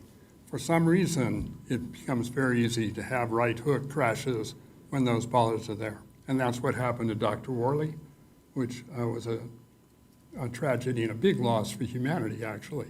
He's an outstanding scientist. So also we get I was talking to a cyclist who was in that general area a couple of days ago where there are bollards on, I think it's on Saxony going down towards the YMCA. And it was foggy at 6:30 in the morning. He couldn't even see the bollards, or just barely. So I think it's an illusion to think those are protecting anybody, but they're causing a lot of damage. They cause people to crash. They are more dangerous than whatever safety they have the illusion of having. Okay, thank you. Can I have a motion? Are we ready for a motion, or do we need to discuss this more?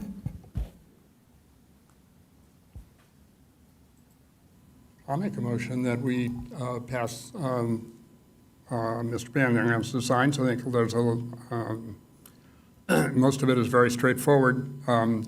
The additions that I would add would be that we remove the bollards that we've been discussing here west of Saxony on the westbound of Lucadia, and that we try to extend as far as possible in the event we get an agreement with Caltrans, the mixing zone, so that cyclists and motorists have adequate time to be able to line up on that right side or to get over to the pass-through cycle lane that's going to be installed. Okay, it sounds like we have some closure on what our traffic engineer is recommending. And I know, Commissioner Maddock, you have some additional items. Maybe we can make that a separate motion. So the first motion would be, recommending the improvements that the traffic engineer has stated. Do I have a second on that? Second. Okay.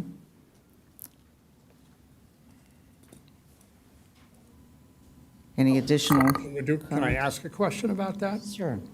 So that means, Mr. Thiele, do you think we should have the transition zone where it exists on the design currently? Is that correct?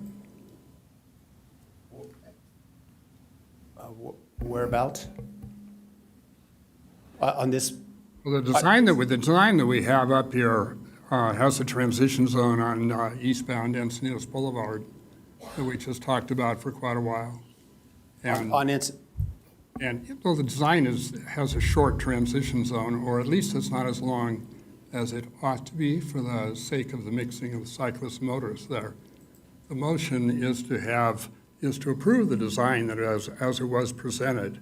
So it doesn't take that into account. I'm asking, is that what you want? Yes, and sorry. Sorry. That's okay.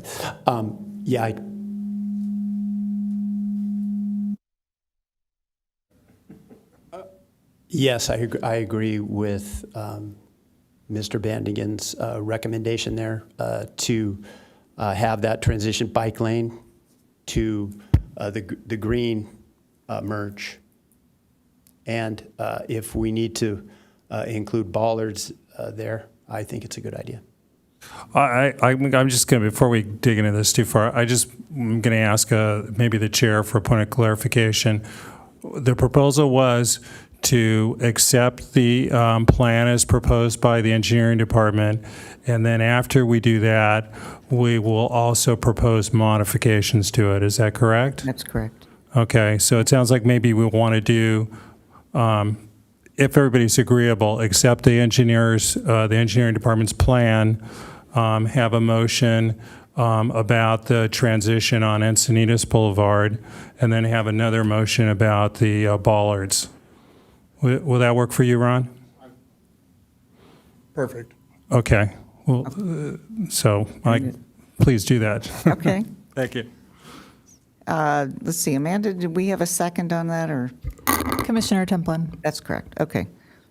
So, can we So I'll vote? go ahead and do verbal if we're going to do a few. Okay, Chair Patricia Trouth, yes. Vice Chair Glenn Johnson, Yes. Ron Meddock, Yes. James Gross. Yes. Glenn Johnson, Glenn Johnson, yes. Yes. Chris Duncan. Yes. David Thiele, Yes. and Paul Templin. Yes.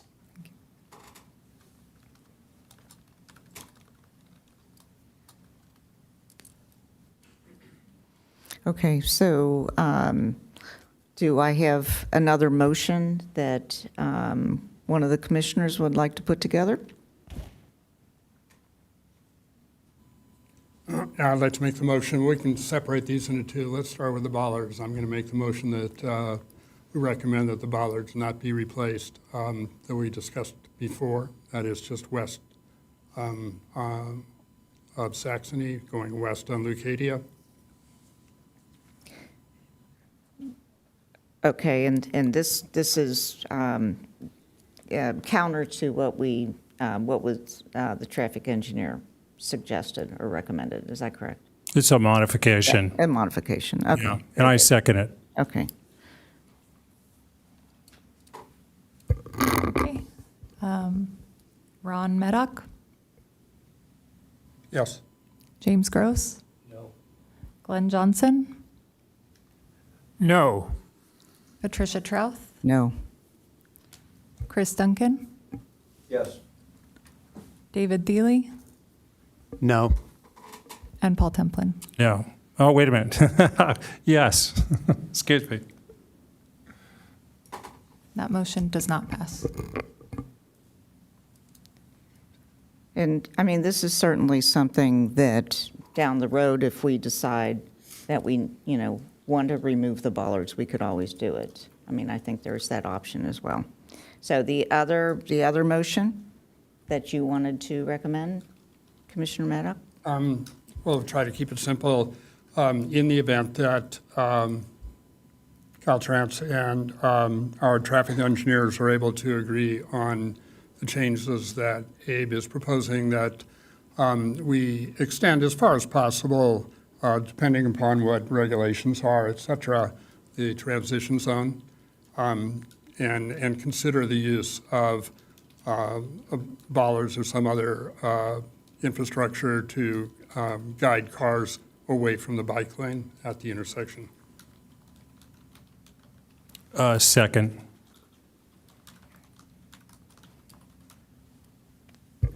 Okay. Ron Meddock, Yes. James Gross. Yes. Glenn Johnson, Yes. Chair Patricia Trouth, Yes. Chris Duncan, Yes. David Thiele, Yes. and Paul Templin. Yes. Thank you. Motion passes. Thank you. Okay, let's see. Item 8C, the community meeting for proposed bike route design plans.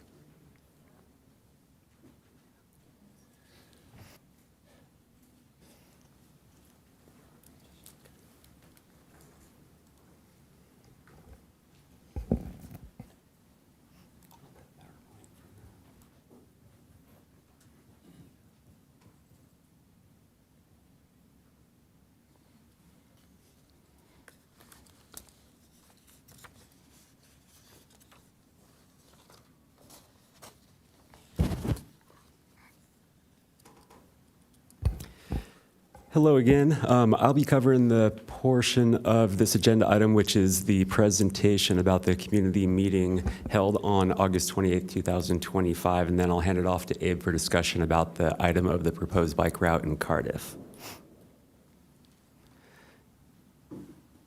All right, just some refresher here. The concept was, the purpose of the proposed bike route was to offer a safer and more comfortable alternative to San Elijo Avenue, those S-curves. The condition of those S-curves, of course, are narrow, hilly, and curvy with poor sight lines, making it challenging for biking. And at that time, the proposed route design included Dublin Drive and Manchester Avenue, which by comparison are slower, lower volume streets, providing a safer and more practical option for cyclists to help reduce conflicts with vehicle traffic.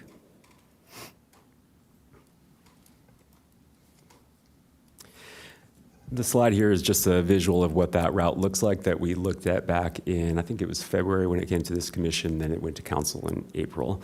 But it just shows the proposed bike route, if you're looking from top to bottom, starting on San Elijo Avenue over to Dublin, then Manchester, back to Manchester, San Elijo Avenue. Some background on this item. This started back in April 2023 when Bike Walk Encinitas requested evaluation of those curves through Cardiff and the feasibility of sharrows on San Elijo Avenue. Then on July 2024, we had an on-site meeting with Bike Walk folks, including staff, to discuss potential project details. Then in February 2025, concept came to MTSC where it received support to move forward. Then went to council in April of 2025. There was a lot of discussion that night about this item, and council ultimately directed staff to hold a community meeting to gather more feedback, to hear concerns, and get ideas from the public before any next steps were considered. The meeting was held on August 28th, 2025, here at City Hall. The meeting format, at the meeting, staff provided an overview of the bike route, the design, its goals, and what was being considered. They were able to look at exhibits, ask questions, get answers from staff, and then before and after the meeting, we collected feedback, and that was in the way of online forms, of voicemails, written submittals, and anything collected at that meeting. The picture on the slide just shows the catchment area for the noticing of that public meeting. And here's what matters, the summary results of that meeting, feedback gathered through those various channels. We ended up with 18 comments submitted through online survey and forum. That were 17 in opposition of the proposed plan, 1 in support. We had 1 written paper comment that was in opposition, 9 emailed comments received, 8 in opposition, and 1 that suggested sharrows on San Elijo Avenue as a preferred alternative. We had 3 voicemails, all in opposition. Additionally, we had an email that included a YouTube video that was submitted to illustrate best practices for best practices and not best practices for cycling on San Elijo Avenue in the curves. And then in-person comment from the meeting, majority were in opposition of the proposed route. That concludes the summary of the meeting held on August 28th.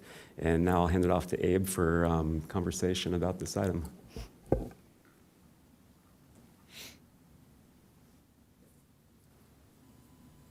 I have some questions. Yes, so in short, to clarify what, oh, you want to ask? Go ahead. No, absolutely, go ahead. I want to clarify why we're here. So this was presented to commission. Commission had a recommendation. Staff presented its recommendation and commission's recommendation to council.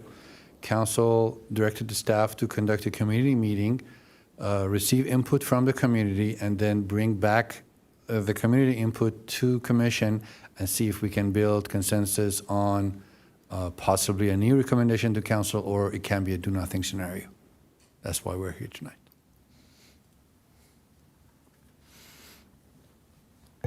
Okay, Commissioner Medlin. So I'm very familiar with that area because I ride it all the time. And I remember before I started in this commission, I reviewed some of the discussions about this, and I really couldn't quite understand that when anybody was really considering that route. So I'd like to ask Mr. Buck a question. Were you involved in the design of this route? At the time when we met with folks from Bike Walk over on site, it was discussed as something to explore, for a cyclist that, maybe isn't confident to make the choice to ride through the S-curves, if it would make sense to put a route through Cardiff. So that was something that was considered, and that's ultimately what was drawn up as an exhibit as a possible plan. So that's how we got there. At that time, there wasn't really any push from the community for such a route. It was just something that we were putting out there as an alternative that maybe would be received or not, and so that ends us up here. May I ask, there's a Class 1 bike path that goes along the I-5? Yeah. Was that in place when you were looking at this alternative route through Cardiff? I think that had recently come online. The issues there were that kind of terminates at Birmingham, and at that time, Birmingham doesn't really provide a terrific route down to the coast, where many are obviously using the S-curve route to reach the coast over on Chesterfield, toward Chesterfield. So there are some problems with that route, both the grade over on the bike path that you're talking about, and then also the deficiencies with Birmingham that make that not quite ideal. Is Encinitas Bike Walk some sort of consultant to the department? No, Commissioner, they're not.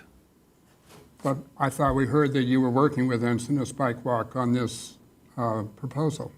No, not, maybe there Let is me a ask confusion. Mr. Buck. No, I was there. I was the city traffic Oh, you were there engineer. too? Yeah, I was the city traffic So engineer. I read that Encinitas Bike Walk representatives in the history of this were Correct. part of the design people. No, nobody is a part of the design. Just the city traffic team is a part of the design. We receive input from anybody, any citizen contacts us, requests a meeting, we meet with them out there. I've met with my 7 years in the city, I've met with hundreds of residents.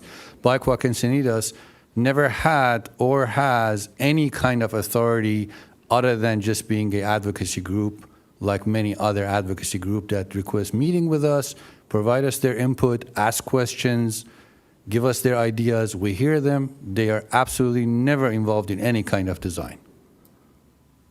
Hope that clears. Okay, so maybe I misread this, but I'm reading here, in April 23, staff received a request from Encinitas Bike Walk That's correct, yes. to evaluate the feasibility of adding shared lane markings on Santa Leo Avenue between Chesterfield Drive and the Santa Leo Nature Center. And On July 24, on-site meeting was held with representatives from Encinitas Bike Walk. Well, if they weren't consulting, what were they doing? well, they wanted to express their concern, which was against the staff recommendation. They wanted us to put sharrows along the S-curve, and the staff recommendation to commission was no. So to your point, like, we did not recommend what they wanted, and they were very Is that the only disappointed. thing that is that the only thing that they were That they met to ask for those sharrows, correct. They wanted to show us the situation that, Abe, if people ride here, they want to get up on San Alejo, go toward Birmingham, go toward Chesterfield, there's no marking here that supports cycling along this S-curve. My position has always been, no, this might give a false sense of security to a cyclist. There is a blind S-curve there. The speeds are relatively high, especially downhill, and I will not recommend this. And that's what came to commission.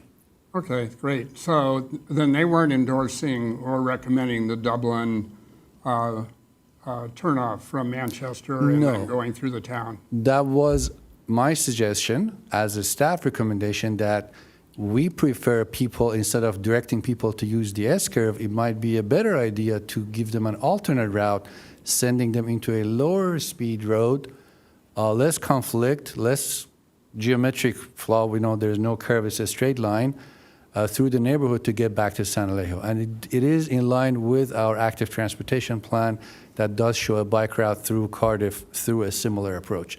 Our active transportation plan does show a bike route through Cardiff neighborhood to come to.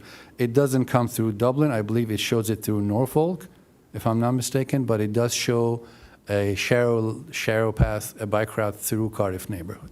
And that was my alternative. I was like, I'd rather have a sign, which I don't know if you were at the commission at the time, you might have been, or maybe you weren't. The idea was we put some sort of a directional sign to advise cyclists at the fork where Manchester separates from San Alejo that says, this is an alternate route towards San Alejo. If you want to go toward Chesterfield, it's better to use this route. we're not taking away the cyclist's option of using the S-curve if they want to, but traffic engineering did not recommend adding signage or marking on that S-curve to basically persuade cycling on the S-curve. Okay, so let me get this straight. So, and Commissioner Maddock, I apologize for interrupting. I would like to offer the commission to help progress through this item. I think the point of this item is there was a community meeting with a proposal. That proposal was overwhelmingly disfavored by the community. Just to help progress the discussion, I would like to try to get back on task of if commission would like to look at another alternative or a do-nothing scenario, I think that might be helpful to progress the discussion. So I'd like other commissioners to have a chance to weigh in on this as well. Yeah, thank you for that instruction and direction, because I guess it doesn't really matter how it got here. It's here. We've got to address it right now. The public didn't like it. I have my own personal issues. I don't favor it either for different reasons I won't bore you all with. So I think either do nothing. I do disagree with Abe. I would rather see Sharrows on San Leo all the way through. I ride this on my road bike 3 to 4 times a week as well, but I have no problem going on San Leo Hill. I get it. Maybe I wouldn't mind my kids doing it, but regardless, I would want to respect the local folks who don't want that in there. I'm sure their concern is just the added bike traffic going through the neighborhood. I'm guessing that's their only opposition to it. Other than that, I can't imagine why they'd be bothered by some extra paint on the road. But yeah, that's my opinion. I did have 2 questions. So the improvements that you were recommending, it's striping it, correct? That's correct, just a There's few no shares and a curb few or signs. anything else? What was that? No curbs added or No. anything like that? How about the parking? Because, parking's kind of an issue there. So is there any expectation that if we do stripe it, then parking is going to be restricted in some areas? No, there's no parking effect. Okay, those are my questions. Other commissioners? I have a question. It seems like regardless of what we decide on here, bicycles are permitted to use either route or any of the normal public roads. Is that correct? That is correct, yes. Yeah, I guess we're all chipping in. I'm with Ron. We weren't here when this was discussed previously, but I do remember watching the video and hearing the feedback from Abe that that S-curve is kind of dangerous, and we want to avoid encouraging people to do it, although we all know that it's such a nice bike ride that a lot of people are going to be doing it. So yeah, I think it's great, the proposal, and I used to live in that part off of the 345 Dublin Drive. I still remember the address in that area, but I mean, it seems like the right thing to do to at least make people aware that there's a safer alternative way to go through there. Whether they do that or not is, kind of up to them. Yeah, I mean, I kind of agree also. It's a public street. I understand the community doesn't want the striping, but I think the striping would be appropriate because it is a public street and it needs to be defined a little bit more. And, if we are going to encourage this route to be a safer route, it needs to be striped. Any other comments? Yeah, no, I'm always all for safer routes. My concern doing that would be that there are stop signs along there, stop intersections. And I have ridden through it. I used to run through it a lot more. And I don't have facts, but I would assume that it might even be a little less safe going through there if there's a number of stop signs. I don't know where exactly they are on that route, but there's more stop signs than there are on staying on San Leo all the way to that connector point where it merges, which I think stop signs alone expose cyclists, and just knowing cyclists and who we are, we roll through stop signs, and that's just more margin for error. So again, I'm just coming up with more reasons why I will support the locals here. Well, I mean, that is also a task that we have from the mayor is to listen to the community. So it's something we need to keep in mind as we make a decision. Commissioner Thiele. Thank you, Chair. I agree with Commissioner Duncan, and I would also add to that. Abe, I appreciate your recommendation. I was maybe the one that dissented on that, but my recommendation is to put Sharrows on the S-curve, and that would be consistent with Coast Highway and further up on Vulcan. And to be consistent, the motorists know when they see the Sharrows, there may be cyclists, and they'll need to slow down and to be aware, and especially in the S-curve and that uphill ladder section, depending on how fit you are as a cyclist, can get pretty slow, and Sharrows would help. I would also say Manchester can get very narrow with cars parked on both sides, and if you're heading north as a cyclist, that is particularly steep, and you have to be aware of oncoming downhill traffic. And depending on the size of the car, that can, you got to be careful if you choose that route. And I still think San Elijo is safer because of the speed. And it's a narrow road, but there's no parked cars. And so I think Sharrows on that section is what I would recommend. Thanks. So, thank you. Commissioner Maddock. I've ridden that area so many times. And I did watch that commission meeting when this was discussed some time back. So the couple of points. I'm opposed to any change here at all. I don't think there should be striping through that neighborhood. 32-1, that's pretty overwhelming.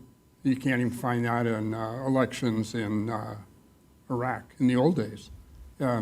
It's just hands down. Nobody wants that there.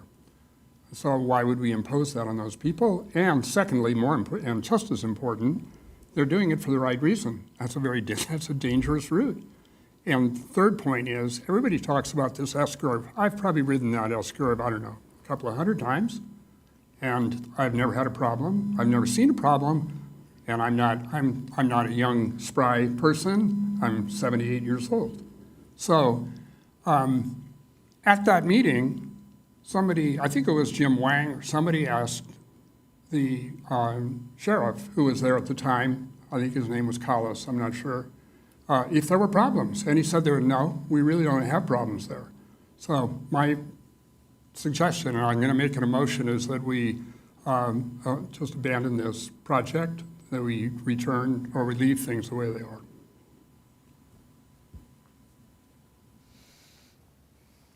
One thing, Chair, I think it's a good time to clarify is that when these two scenarios went to council, council majority, I can't remember if it was unanimous, but it was overwhelming majority. Council did not support the Sharrows on the S-curve. And the suggestion was, okay, we think we like the through Cardiff approach, but do go out and meet with the community. Just, I don't know if everybody remembers or watched that council meeting or followed, just to Thank you for clarify that council's clarification. position at that meeting. Yeah. Okay. And also just to add to what Abe said, it is possible that council's position now with the community input could be modified. So, because that was very important to council, is to hear that community input. Meaning do nothing can be commission's recommendation and would be supported by staff. Okay. Would someone like to make a motion? Can we have public? Oh, I'm sorry. Can we have public comment, please? Thank you. We have 4 public comments tonight. First, we have Scott Campbell with a time donation by Molly Hintlian, followed by Ellen Burr, and then Bill Gross. First off, Chair, I'd like 20 seconds to talk about the police report, if that's okay. Okay, the police report has a lot more stuff than just stop signs and speeding. It also has stuff like narcotics violations, shoplifting, There's even one this month about somebody who's going over 100 miles an hour. Somebody's driving with their TV on. But anyways, the point is there's a lot more stuff than just stoplights. And I would appreciate if the commission would look into it more. So my name is Scott Campbell. I live in Encinitas District 1, about as far away from this project as you can. We have our own issues. They seem easy compared to the issues in Cardiff. This has been ping pong, but I'm going to say it's pickleball because that's more current with the council. The initial group came in, there's mobility commission, went to the councils, now it's back to, and this is going to go back to the council again. Is there anybody from Encinitas Bike Walk in this room right now? That's very telling. The people that started this are not here right now. That should tell you a lot about what they care about. The North Coast Bike Trail. Clearly, that's not an option. It sounds like maybe it's a failure. It's a trail to nowhere. It's really nice. It goes underneath the freeway, and that's really nice. But then going into Encinitas, it's been decided by everybody that that's not acceptable up on the top of the hill. And I get it, which would be nice if it would go all the way through. And there's plans, other plans. So we got the S-curve. A lot of people don't like the S-curve. I wouldn't ride on it. People do. I'm a recreational rider. I go slow. I would be in the way.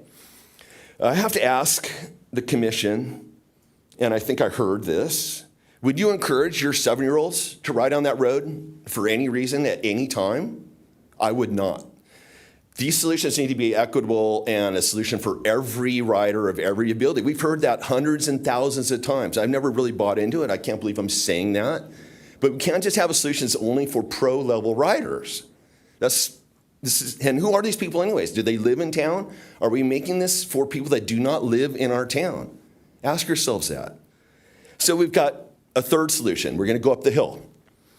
We're going to put in some lines. We're going to put in double yellow lines. I believe that's what the report says. Double yellow lines will encourage traffic violations. This is a narrow street. I don't even know if you could stay in a lane with the cars parked there, but on those traffic reports, there's 21,460 crossing the double yellow line, 21,650, 21,651 lane usage, fail to drive on the right side of the line, 21,658 straddling and weaving, that would be dog walkers and things like that. You would be encouraging the people that live in that neighborhood to violate the law to suit, once again, bikers of unknown origin and unknown skill level. You have to ask yourself, are you doing the right thing? Now, your job is to recommend and advise, and I ask you to be creative. If you look at maps of the city and city property lines, ask the city to claim their easements, and then you would have enough width for cars and vehicles and maybe pedestrians too. I know all this talk about bicycles, I haven't heard one mention about pedestrian traffic, and I think you should prioritize pedestrians over bicycles every single time. They're the most vulnerable of all the people. They go the slowest. They need the most protection. This is not about pro-level bikers having a viewed view. It's not about convenience for them. It's about convenience for everybody in the whole city and the county.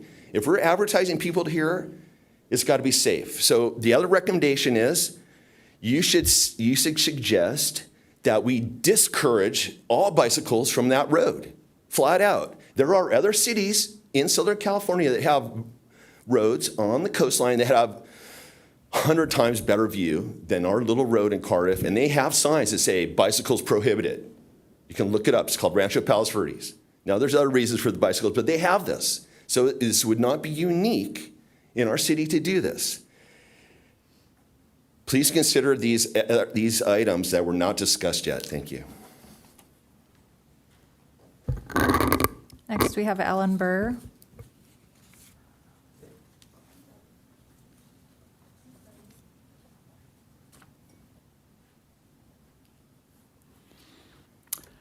I can guarantee you that if you approve parking this thing to go down Manchester, that pitchforks and torches will appear at your door.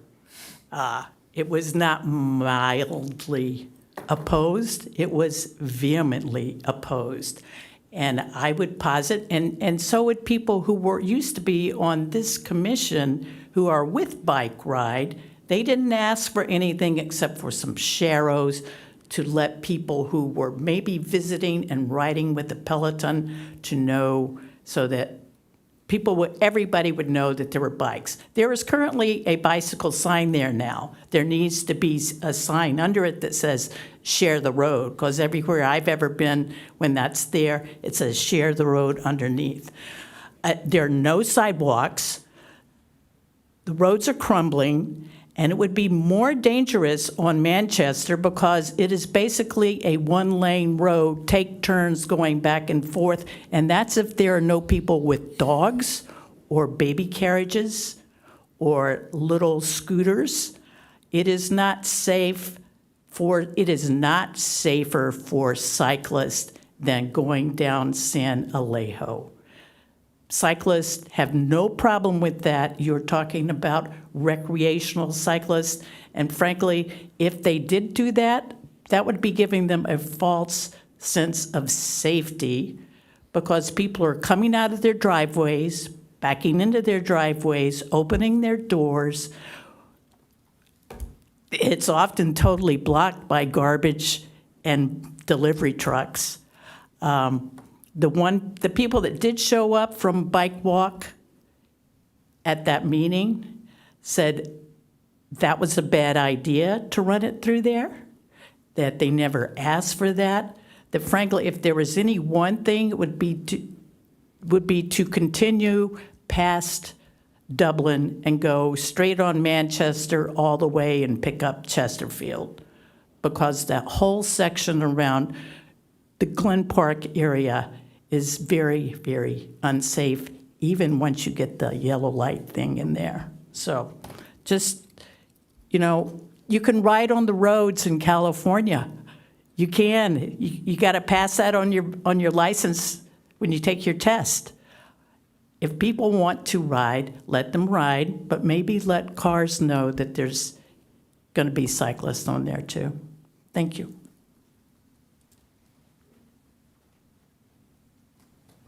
Next, we have Bill Gross, followed by Dale Theriot.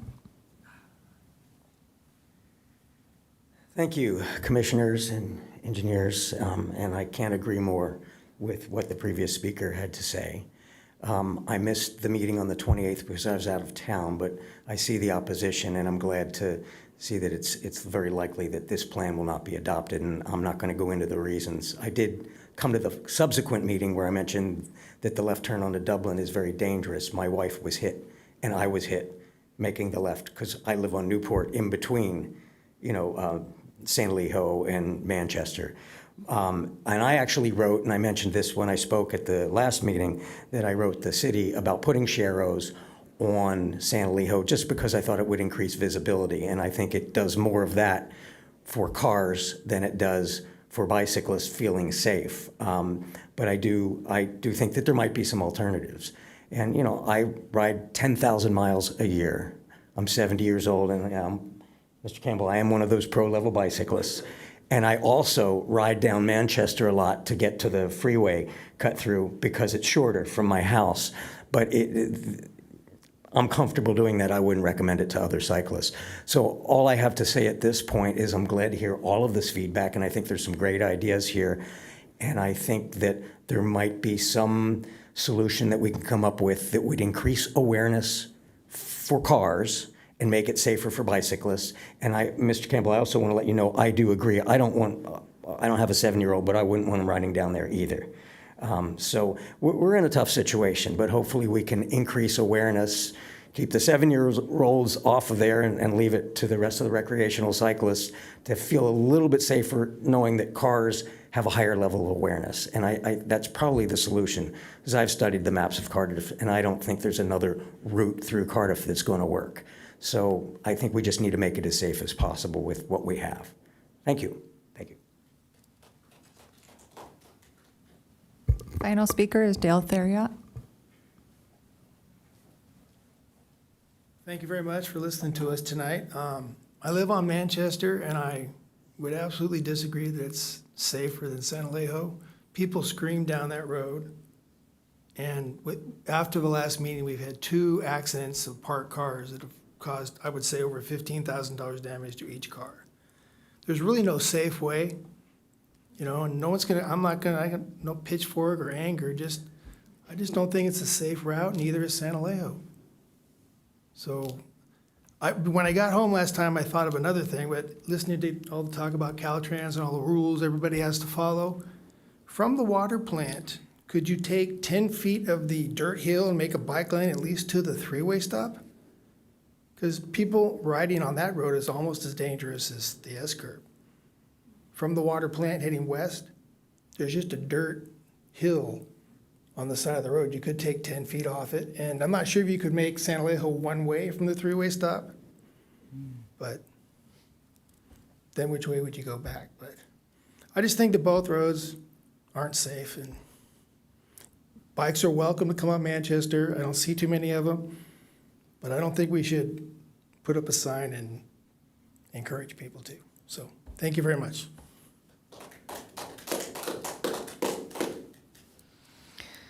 Okay, thank you. Do we want to have some more conversation, or are we ready to make a motion on this?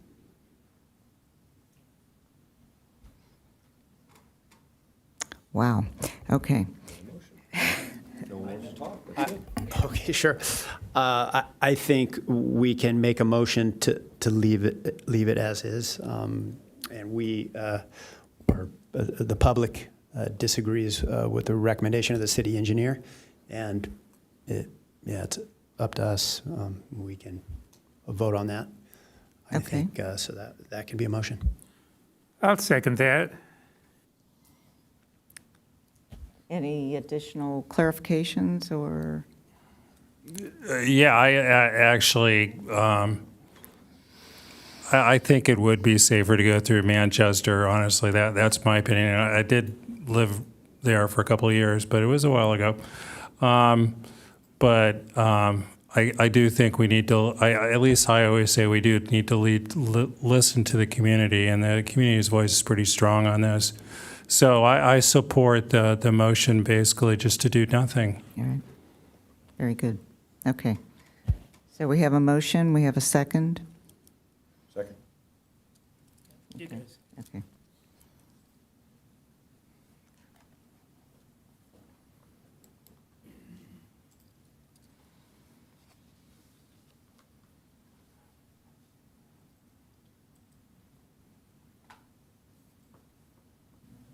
Motion passes unanimously.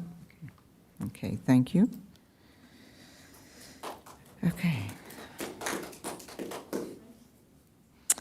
On to informational items. Mobility and Traffic Safety Commission work plan. Yes, Chair. The next few items, I'll have them open, and if there are any questions or discussions from Commission, we can discuss, and if I can answer questions, I'll be happy to. This is our council-approved work plan with some notes in the history and some updates on the status of each item. Abe, I had one suggestion on the matrix that we have in our packet. Let's see, the fifth column, status. Do you think we could put down the various subcommittee members, just as a good reminder to us of who's responsible for what, just as we move forward? We sure can. We have them in the notes right now, the names of the commissioners. I can move it to the... No, that's okay. Honestly, I didn't see that, so thank you. Other people, do you have other commissioners have any comments on the work plan? Commissioner Thiele? Yes, thank you, Chair. I have a question, and maybe Mr. Bannigan, you can address it. But I want to include the Youth Commission, and I don't know if Amanda can help us out on that. But I'm on a couple of subcommittees that possibly Commissioner Medic and I can solicit the Youth Commission in some format to get their opinions on safe route to school and kind of mobility in and around schools. And I think it would be very helpful to hear their opinion. And I'm just wondering if that's a possibility that we can do that. Yeah, sure, absolutely. Not to violate Brown Act, obviously, we cannot have a discussion between our subcommittee and everybody on that group. We can certainly ask our liaison on that commission to form their version of a subcommittee to kind of work together. Another option can be for our subcommittee to just attend their commission meeting as just members of our commission to just discuss the topic of interest. Both scenarios are feasible. The first one I think is more formalized if they form a subcommittee, so you can meet in out of the commission meeting. But if a subcommittee here is interested, you can attend the youth commission. Sure. I mean, I think it would be a great practice for both of us, including the youth commission, to form a subcommittee and have two or three of their members kind of formulate some questions, or we can discuss that, or just have a general meeting to see what their concerns are. Yeah, I can definitely look into it and consult our clerk's office to make sure two subcommittees meeting together doesn't violate Brown Act. Yeah. I don't think it would because they're different commissions, but Yeah. yeah, you never know. No, okay, great. Appreciate that. Thank you. Okay, any additional comments? Okay, let's see. Yeah, so, we're all on various subcommittees, so, we all need to, we're dark in December. Are we dark in January, Amanda, or are we back on? Dark in January. Yeah, Our we next are. meeting is February 9th, I believe. Okay, so we're dark December and January, so that would be a good time for all of us subcommittee members to get together and, move forward on your particular items. So, okay. Anything else then on the work plan? Okay, then let's see, item 9B, safety and mobility project updates.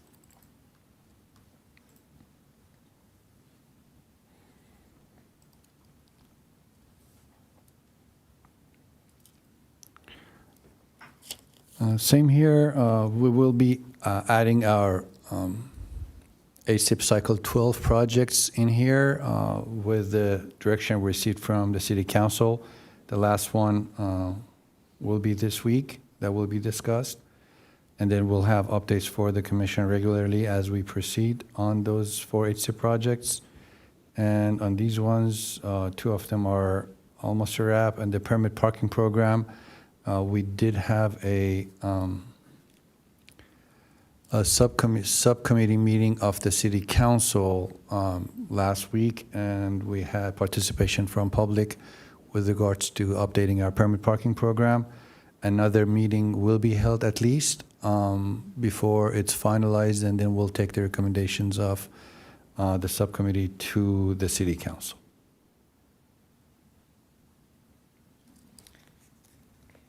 Okay, let's see, 9C, or let's see, any comments from the commission on 9B? Okay, and then, let's see, let's open it up for public comment. Any comments on 9A or 9B from the public? No public comments on Okay, those. thank you. Okay, then moving to 9C, development project updates.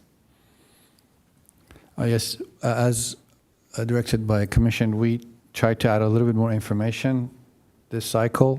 But then again, if there is still more information that the Commission needs, another option would be to, if there are studies, we can provide links to the studies, or we can provide the studies for commissioners to review.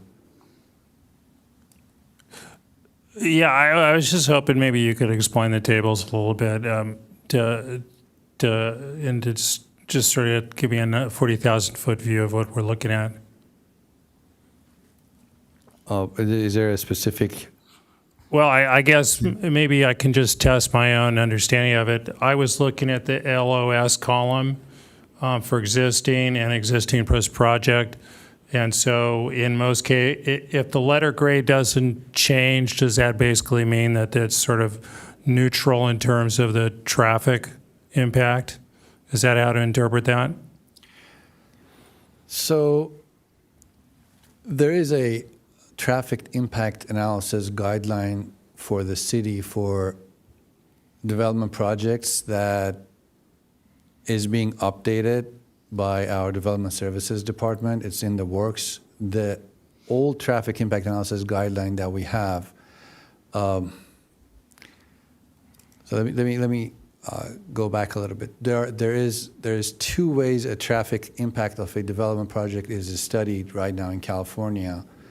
One is per California Environmental Quality Act, CEQA, where the guidelines is based on vehicle miles traveled, where a development project is analyzed based on the number of vehicle miles traveled it introduces to the city. If you're building somewhere that's far from the urban area, far from transit, far from employment centers, far from business centers, the idea is this development will generate a lot more vehicle mile footprint on the city network. People will have to drive a lot longer, their environmental impact would be higher, and then the mitigation would be required, and it would be more mitigation. Now, I'm not talking about why this was designed like this was done by the Office of Planning at Sacramento. The idea is the mitigation for that vehicle miles traveled is not necessarily better roads or better intersections with the old school way of thinking that's more lanes or wider roads. The way Sacramento sees this, if you have more vehicle miles traveled, your mitigation would be a way to prevent that travel from happening. You have to provide incentive for active transportation for your residences. You have to provide less parking to prevent people from buying. Again, I'm not talking about it's correct or not correct, or that's the way the CEQA is written now. You have to provide traffic demand management and supply management mitigation measures to lower that vehicle miles traveled impact of your development. That's one piece of the impact. The second piece, to the city's rescue with regards to their infrastructure needs, is the language that says cities are allowed to pursue their general plan goals. We have a general plan goal right now that says if a development takes a level of service on a roadway and intersection to level of service E, it's failing it, it's considered a significant impact, it has to mitigate it. And that's where our planning commission comes in. Every project has to submit a study. Again, there are thresholds with regards to the number of trips they're generating, the size of the project. This is a more traditional approach. How many units you're building, what's your trip generation? There are thresholds based on the type of land use they're modifying, each type of residence, if it's a single family home, if it's an apartment, if it's a condo. There are trip generation rates. The traffic engineer reviews the consultant's study that shows, okay, this many units are being developed, this many trips are generated. Their impact is evaluated, but then again, there are limitations with regards to how much staff can require from the developer. There are limitations with, is this objective enough? Is your standard objective? Is the mitigation that you're requesting proportional to the impact of the developer? There are a lot of, that again, I can speak hours about this. I can tell. That's the bread and butter of what's usually discussed at a planning commission. 80% of the time, planning commission, all they talk about traffic impact and what staff can ask and what we should do and how we should stop a lot of these from happening. I understand, but so when I look at this, I'm looking at table 8, and it shows an LOS existing and an LOS existing plus project.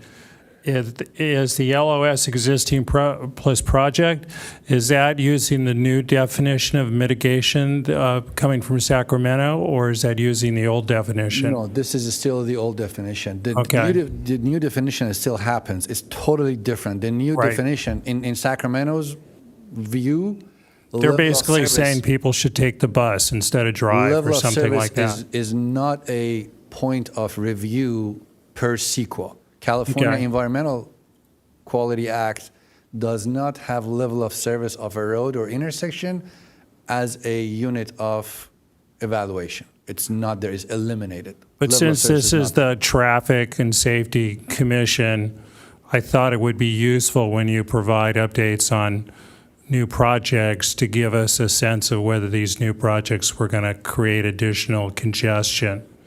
And so when I look at this table, it looks like in most cases, there's not going to be any impact to a change in the classification, which to me means there's not going to be necessarily more congestion. Although in one case, to your point, Encinitas Boulevard at Westlake, it looks like it's already E, which you said is like already congested. And so by adding that project, you're still at E, but it's already still like, it was already screwed up now. It's just still screwed up is kind of what I'm Correct. reading. And again, there's the cumulative concern that comes in. Okay, one single project might not be as bad. What if 10 of these smaller ones are accumulated together? But then again, our current general plan does not have any goal in it built to address cumulative impact. We have the level of service E as a threshold right now in general plan, but there's no goal or policy for cumulative impact of development in our existing general plan. Sure, I understand we're sort of hamstrung by what Sacramento is basically dictating to us. I get that part. So that's tables 8 and tables 9. So it looks like there's not necessarily an impact from any of those projects, at least a change in the classification. And then the next table, 4.4, is looking at something else. They're just trying to tell us whether the impact is during rush hour or not, or AM, or what is that? Table 4.4 and 4.5 tell us? This is a similar existing plus project condition that shows I don't see the existing level of service here to compare it to, but this just shows the existing plus project. Again, if you have any specific question about any of these projects, because each one of these has like a big study behind it, and I asked the staff member who reviews them to kind of do a little bit more with regards to summary, but it's very hard for me to try to decipher one or two tables that come out of. Right. Yeah. So what I was kind of trying to ask in the last time we were here was really just when you show us these, when you had the list of all the different projects and they were talking about all the housing units, just trying to understand what the impact would be to traffic for each one of those projects. What I'm taking away from tables 8 and 9 is that basically there's not going to be a lot of impact to traffic because you're keeping the same classification letter. Is that the correct thing to do? That's the correct assumption. Again, that would be just for that. These tables, most of them are only generated for the impact of that specific project. How they cumulatively impact the roadway network, that's another. So there are other projects that don't have this analysis for them. Is that what you're saying? There are projects that happened 2 years ago and they're already, you know, they have their discretionary review completed and they're already being built. But just going forward, it's nice to see these on the new projects just to give us a sense of what you were telling us before, that there's more housing going in, and at least the housing that you were talking about previously, it's not going to have an impact on congestion. So a map of the city that shows level of service on different roads, and then if something is being built to show what would be the future based with that development being added. Is that what you think? No. I'm just trying to understand that the list you gave us in the last meeting had a list of new projects, and I didn't look to see if there was a one-to-one correlation, but I assume that tables 8 and 9 reflect those new projects that we looked at last month, and it's showing that there's not an impact to congestion. Is that correct, or I'm just No, missing these something? tables are separate from the individual studies for each project. So the Okay. bold, like Sage Canyon, the few paragraphs after, and those tables are just for Sage Canyon study. And then there Okay. is the Olivenheim States has its own. These are just steps out of the study of those specific projects. Okay. And to offer Commissioner Templin, I think what may be helpful here, when looking at each of these projects, when the developer is preparing their traffic impact analysis, which is what these tables are excerpts from, I think it's generally understood the level of service, right? I think that's a pretty good thing for most of us to be able to digest. And I think what the big concern is, what I'm hearing, and let me know if I'm misunderstanding, is we really want to know from each of these projects whether we have a level of service degradation for a particular project. Yeah, that's right. So we can, and that's in these tables. When we come back February, we'll refine this a little bit and just make it a little bit easier to consume. Again, I don't want us to get bogged down on the developer projects, because again, those are through Planning Commission, but I do understand Commission's desire to know what those impacts are going to be, and we care about them in our department as well. So that I think is a good path forward. If you Sure, and I remember in the last meeting there was some concern about overhead to doing this extra work, and I certainly appreciate that. But I guess my own feeling is, if you're going to give me a slide that talks about all the projects that are coming in as informational, you really need to make it so that it's helpful information. And so, since we're safety and mobility, then tell us how this relates to mobility. And I think it sounds like it relates to mobility because it potentially has an impact on congestion. So that was the genesis of my whole request. I think that makes sense. Okay, thank you. Sorry, too many questions there. Okay. Any other comments from commissioners? I did have one question on table 4.4. Number 3, El Camino Real, Sage Canyon Drive. If I'm reading this correctly, that after the project, we're going to have this average delay of 27, let's just say a D in the morning and C in the afternoon. But that the delay is 59.3 and 29.2, so an F and a D presently. I'm just curious what is being done with the project that's dropped the level of service or improved the level of service so dramatically. So what I'm sure about is there is widening at the south leg of the intersection, approaching Sage Canyon intersection. I'm pretty sure about that. I do know there is a right turn pocket into the site that's also proposed. This project is being revisited, so I don't know if a new application is in yet or not. Also, there were conversations, the staff recommended a traffic signal there. Developer was also working on that. I have to see what the ultimate submittal is on this one, but the reason for the better level of service is those things, the right turn pocket, possibly a signal, widening of the road, and additional travel lanes. Those are what helping with the level of service. And I can speak to this particular project a little bit, Commissioner Meddock. So we, as engineering staff, we are requesting that the developer do public improvements at their frontage. Currently, the developer is not proposing these public improvements, which we feel as though is a health and safety concern. I have written a roughly 30-page memorandum to that effect, and this will be back at Planning Commission for their review on December 4th. So we are very cognizant of this project, and we are moving forward with the requests of public improvements. And that includes a widened roadway a buffered bike lane, and a sidewalk to ensure that we have safe modes of mobility and transit through this area. Thank you. I had one more question, Abe, or maybe a request. I live over in Liebenhain, so the Goodson project is of interest to my neighborhood. And I don't see anything addressing the level of service that may change in Encinitas Boulevard or Rancho Santa Fe Road as a result of that. Do we have any kind of assessment that you might be able to bring to the next meeting we could take a look at? Yes, this summary report prepared by our staff is for basically live projects, the ones that are under review or going through Planning Commission.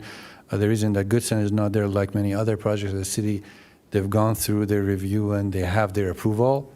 But I certainly do have their studies that were submitted at the time, and there is analysis in there if you want to review something. Okay, thank you. But yeah, I'd like this to see doesn't that. include anything that has been already approved and they have their permits already. And I think it may be appropriate for this situation where we do not include already approved permitted projects. So Commissioner Maddock, if you would be okay with that, under separate cover, we'll provide you the information for the Goodson project. Can I piggyback on it in the same way of communication? I don't know that we even necessarily have to, the commission has to discuss it, but it would be interesting for the Quail Gardens area as well, where there's been a lot of building there, and see what the studies say in terms of the increase in congestion, because I know there's a lot of concern around that as well. And I also understand that, you know, our hands are tied to a certain extent as well, but still. That's not a problem at all, Commissioner Tumplin. Thanks. Okay, let's see, on to item 10B, and we have 3 agenda items that we want to accomplish in a little over 20 minutes, so please keep that in mind. So 10B is a subcommittee report, and I'm going to turn it over to the subcommittee to present your information. Commissioner Gross, Commissioner Duncan, and Commissioner Thiele. Do one of you want to walk us through your information? Yeah, sure. This is, and it's changed a little bit because this has evolved. So originally, very big picture, traffic, or the deaths we've seen this year has created a lot of issues, concerns, and voices we've heard from the community. We initially started thinking about the impact and the potential of adding speeding cameras. So not red light, but cameras throughout the city, wherever. That wasn't determined yet where, based on SB 720, which basically allowed for cameras to be put into cities in California. Pilot program, the cities that were getting it had been already taken up. I think there's 5 or 6 pilot locations. There was a potential in Malibu based on Coast Highway. They were getting cameras for the reasons unique to them, but it just kind of was looking like a little bit of an uphill battle, but also literally at the time we were kind of starting to draft this, there is the AB 645, which, am I getting those mixed up? Yes. Yeah, SB 720 is the red light camera that just passed. And that basically addresses a lot of the issues that red light cameras had in California that people opposed them for, and they've been listed here. And so we just wanted to kind of take a look, step back, and say, okay, what could we do that could have a chance of getting approved that would address some of the issues that we're just facing, which is basically as a broad blanket, cars driving too fast. What does that mean? They run red lights. They obviously cause accidents.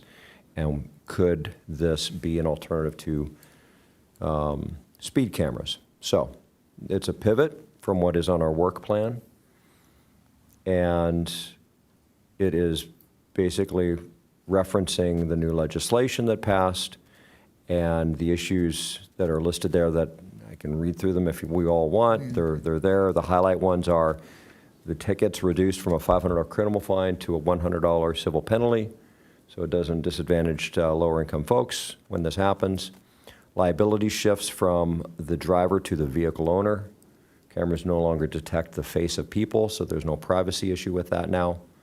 Ticket revenue would go towards local traffic safety projects, which we hear that bell being rung that we need to do that, and this would provide revenue. So a lot of these elements really just kind of seem to fit with some of the challenges we're facing with traffic safety. And so that is the proposal for us to review and push it forward to see if the City Council would consider it. Okay. Anything else, gentlemen? No, I just wanted to add, of course, this did come out of what we heard from public comments, and just specifically on the vulnerable road users. We have had the 4 unfortunate deaths this year. We also, just to highlight the problem, so with Sergeant Trampus's report there, 5 of 18 collisions that were reported in October were for vulnerable road users. If you look at the national data, there's roughly 6 million crashes per year, and about 2% of them involve vulnerable road users, where if you just look at October as an example, 28% of collisions that were reported in Encinitas involved vulnerable road users. We also, of course, know our death rate for vulnerable road users is above both the California death rate and the national death rate this year. And so it's just something that I do think the mayor has spoken at length about the behavior change that I think we want to address with drivers. And again, the best way we can do that for people with parents in this room, not only are we going to school and educating kids that are, being run over in our intersections.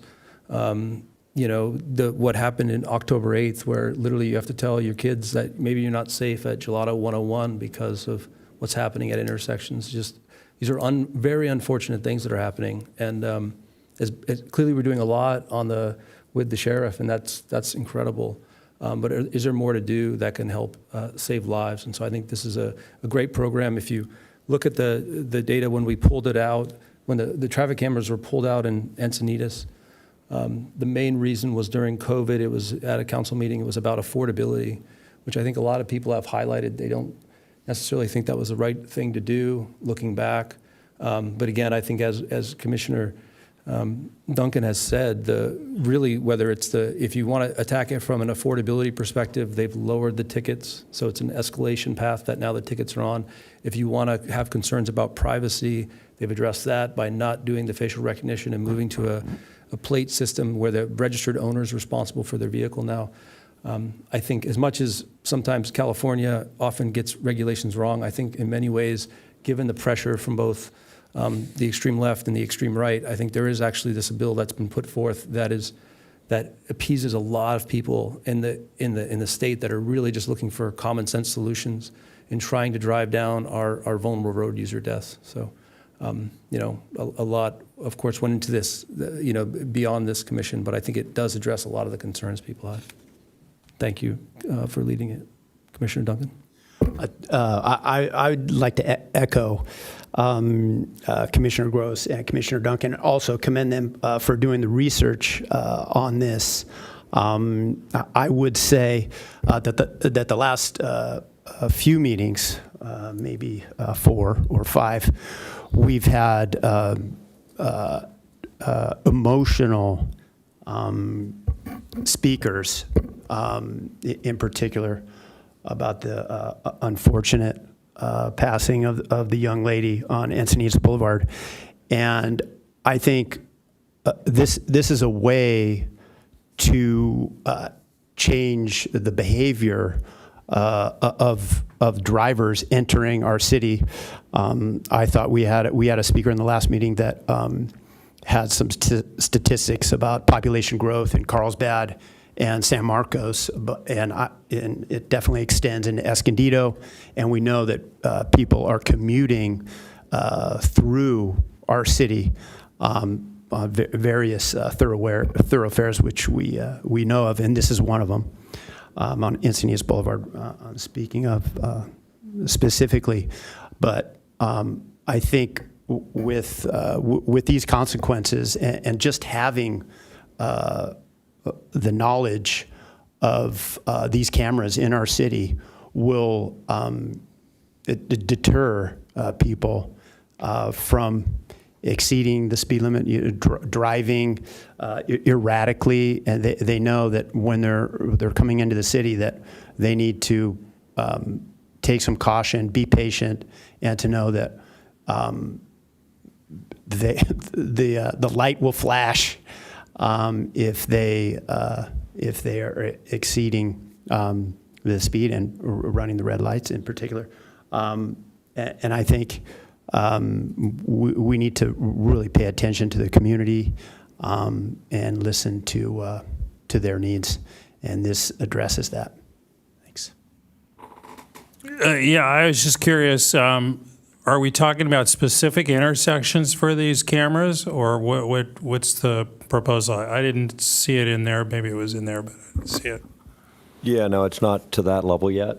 That'd be kind of the first approach, and I can be further educated on this, on the actual process of us doing this. But I guess the point of this is to elevate this idea to see if the city council would recognize it. I'm not, to see if, happy to do more work about researching, or if that's more of the city that would research, and maybe we're just requesting a pilot of a couple intersections first.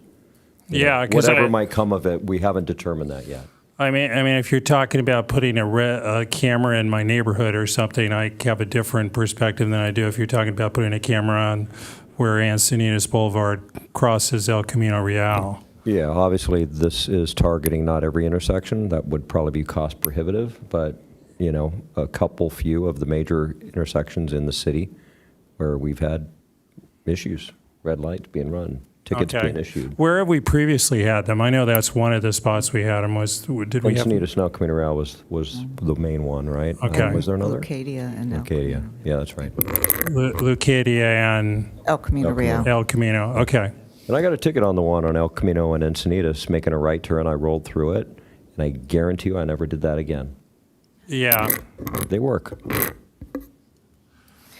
Okay. I'd like to make- I'm sorry. Go ahead. Thank you. First off, I'm not in favor of this proposal, and there's a lot of reasons, and so it's going to take a few minutes to explain.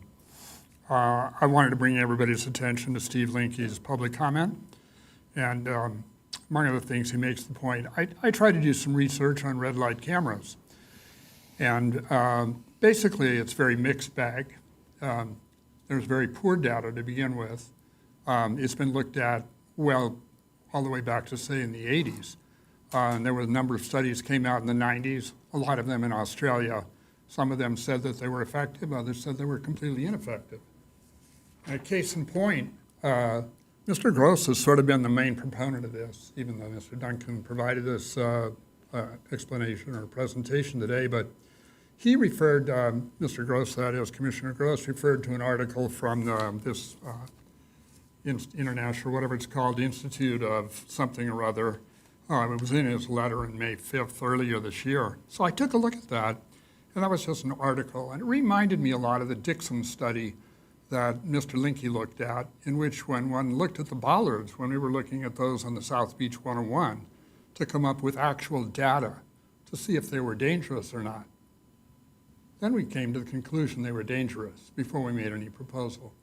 So we actually wanted to look at the data. Now, so I went and looked at the study that the article that Mr. Gross was referring to. And I look at the study and I look at results. And it turns out that it's very similar to that Dixon study. The data was cherry-picked in order to be able to say that these red light cameras are effective. But if one result read in the results section of the study by Hugh and Cicchino from 2017, in the Journal of Safety Research, they come to this result. They say that the increases in rates of fatal red light running crashes, 18%, and of all fatal crashes at signalized intersections, 8%. Once again, percentages. We don't see the absolute numbers. In all 19 cities, instead of the 14 that they cherry-picked, that turned camera off were not significant. And that it's not just because Mr. Gross chose this one, but I looked at a lot of the data, and that's a consistent recurring problem. So that's one of the problems with red light cameras. There isn't good data. And you can go to articles here and articles there and talk about percentages and highlight those in a very emotional way many times. But that's not really the way you want to do it. You want to look at the raw data and find out what actually is occurring, because otherwise you can be led astray. And I'm also hearing from a number of the commissioners here that Encinitas is somehow a very dangerous place to be a motorist or a cyclist, and that we're way worse. Mr. Gross put us way, I mean, you know, it was like we were way down there, like out of 100 dangerous places, we were like number 100. Well, I went and took a look at the data. That was a metaphor. You were saying back on May 5th, you wrote a letter in which you made a very clear case. You extrapolated from 4 fatalities that occurred at the beginning of the year. You took that and you said, if we make this annual, we're going to come up to this percentage. Okay, well, here we are in November, and we still have 4 fatalities. So I'm just going to make a point. Can I speak? You can, but you need to be honest, and you need to not speak. I'm going to be very honest. So okay. Okay, yeah. I don't want to debate. I'm going to talk about. But I think we need to stay on task here. And do not claim I'm making data arguments and then say I'm using a metaphor. It's not fair. It's not how we act. Okay. Here is the data. Encinitas fatalities from the year 2000 to 2023, which is all the data that we have at this time, because it takes a long time, as we know, to investigate a fatality. Out of those 24 years, 9 had either 4 or 5 fatalities. So it's not like this is some super unusual year. This occurs 37.5% of the time, if we don't have any more fatalities before the end of the year. And I'm not counting any from I-5. Okay, I think we're getting off on a tangent here, so.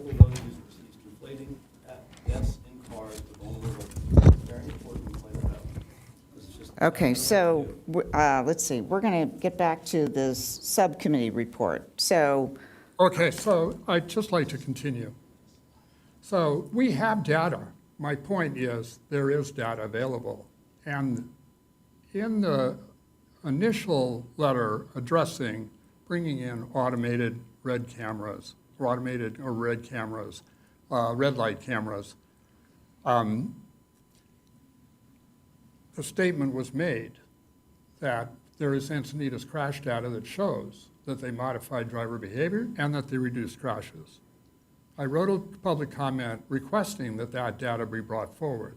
I haven't seen it yet. Do we have it? Is that data available? I didn't see the comment. No. So there was a way to get that data, because we have 10 years in which we have automated red light cameras in the city of Encinitas. So why don't we do a study and let's take a look? I'm sure we can find the results of what happened during those, say, 5 years, and then the subsequent 5 years afterwards. And let's just see if there was a change before we start making policy. Wouldn't that make sense? Okay, yes. So let's move on here, please. Okay, so are we ready to make a recommendation, or is this something that we want to table until our next meeting? I'm just curious, what would be the recommendation to Abe? What would be the next step for this, whether we voted in favor of it or against it?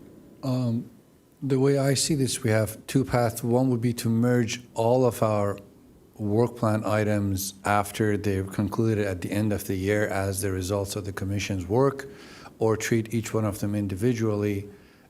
If we take the first approach, we will provide some sort of a report for City Council as this is the results of commission's work for fiscal year 25-26, and then we'll send it to City Council for review, which, considering the fact that many of these work plan items are very diversified in nature, might take a very long time. Another option would be to treat them one by one. This specific one can be, again, another letter from the commission to the city council that, council, you directed us to take this work plan item on. This is our recommendation, and then council can provide us their direction. If there is appetite, if there is interest from the council side on pursuing this, they can direct commission and staff that, commission, receive your letter. This is our suggestion on how to proceed. I think that would be our best approach before digging any deeper to see if there is even interest from council on pursuing this idea. Okay. So, yeah, I agree. I like that. And as, you know, one of the three authors of this, could it be as simple as we just simply take a vote on to do that for the first option you said? Okay. Without belaboring the stats and the facts and everything right now. It's pretty commonsensical in my mind, but we can all have our opinions about that. Yeah. I'm glad that we took 10B first, and then we're going to 10A in 3 minutes. Because, you know, I think that maybe we can kind of combine this. So, you know, after reading the whole packet and the subcommittee report, I took the letter that you saw, a draft of it last month, and I think we could make some edits and incorporate what the subcommittee was saying in this letter. So if I could, I'd like to just make the suggestion of these edits to this letter. Okay, so let's see.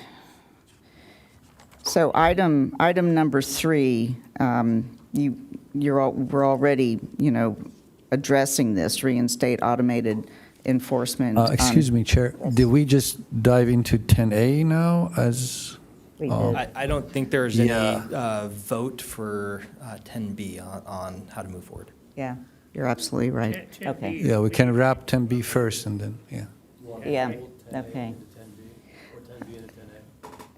Say that again? Did you want to fold? Yes, I did, but, 10B and then write it into the letter? yes, but we can go ahead and if I can get a motion on 10B, then we can discuss. I'd like to hear public comments if we have Okay, any. let's hear public Are comments on. are we, as commissioners, are we done discussing 10B at this point? I think we are. I mean, you know, it's not like it is the beginning of a discussion. Okay, So it's- but it sounded like we were getting ready to pass a motion for 10B, or what are we doing on 10B? I might have a comment here. Okay. We're trying to get a motion together. Okay. Yeah, I'm sorry. I certainly, I mean, I had the same thought that Ron did in the sense that we have, you know, because we always talk about data, and we heard, and I'm not going to get into discussion about the larger global data for that was discussed earlier, but you know, Encinitas and El Camino Real, we could look at when the traffic lights were on and when they were off, and see what the difference was in terms of accidents or fatalities or other statistics we're talking about. So I'm kind of surprised the subcommittee didn't really look at that. So I mean, that's my main objection to really even voting on this. And then the other one was the one I raised previously, which is just that, you know, I really would like to see some sort of specification on where we're really talking about putting these lights, because even if we look at 10A, it sounds like they're talking about expanding them into other areas that aren't really discussed previously. So. Okay. So I guess I would move maybe that we get some more information about the intersection, El Camino Real and Encinitas Boulevard, to see if there's a difference in statistics, and then also add to this discussion specifying if we're talking about doing this at certain pilot places, what those pilot places would be before we move on with 10B. Okay, so noted. Yes, obviously, we'd want to do a pilot study. I just comment that we have a lot of sheriff's data on citations issued here, and we might, with the pilot study, see what the pilot study generates for citations as proof of whether or not it's saving sheriff's time and improving safety. Is the pilot study in order or not? Excuse me, Chair, I think we have to extend first. Yeah. That's right. Are we allowed to extend? According to our bylaws, we're supposed to be done just at need a motion. 8:30. Okay, I move we extend by half an hour. okay. I second that.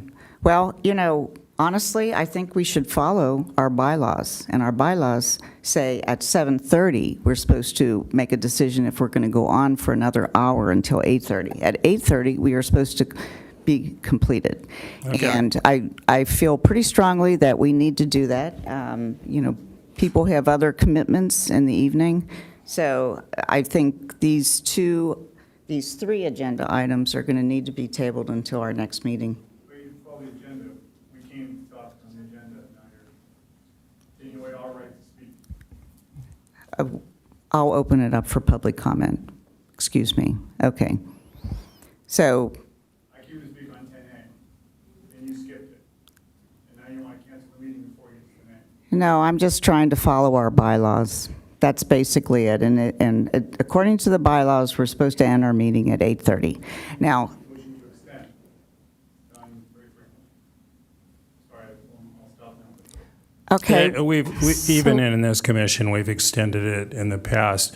But I understand, we're all volunteers here, and so, and we've got other commitments. Maybe there's some way we could allow public comment on 10A, since that's important to some people. Yeah. And then we can table further discussion until the next meeting. Is that allowed, or something like that? I mean, you need a motion to extend. If the motion gets the votes, it extends. If the motion doesn't pass, then it wouldn't extend. I mean, it's chair's decision, but I think you can make a motion to extend by 5 minutes if you want to close the meeting. I mean, that's Okay, whoever but- makes the yeah. motion. I'll make a motion. I move that we extend until 9. Okay. Well, okay. I would like, as the chair, I would like to open it up for public comment, and then I would like to end the meeting, because I've already been told by one of the commissioners that they need to leave, and I feel very strongly that we Okay. need to be consistent in how we approach this Now- and follow our bylaws. There's no Okay, reason to well, have them if you don't follow I them. so move then. Okay. But we'll open it up for public comment briefly. Okay, great. I'm sorry, I'm just unclear which item are we opening up for public For comment? 10B. 10A, we haven't even discussed. Okay. That's what they want to talk about. So Yeah, let's okay. let's open up, and then we'll, Then we'll dismiss. yeah. Yeah, okay. Understood. Yeah, so I just think that we do have a motion to extend from Commissioner Templin and a second by Commissioner Meddock. That's what I have. Okay. So I think we need to vote on the motion to extend. Can I just pull that back? Is that allowed? Yes. Yeah, I changed my mind.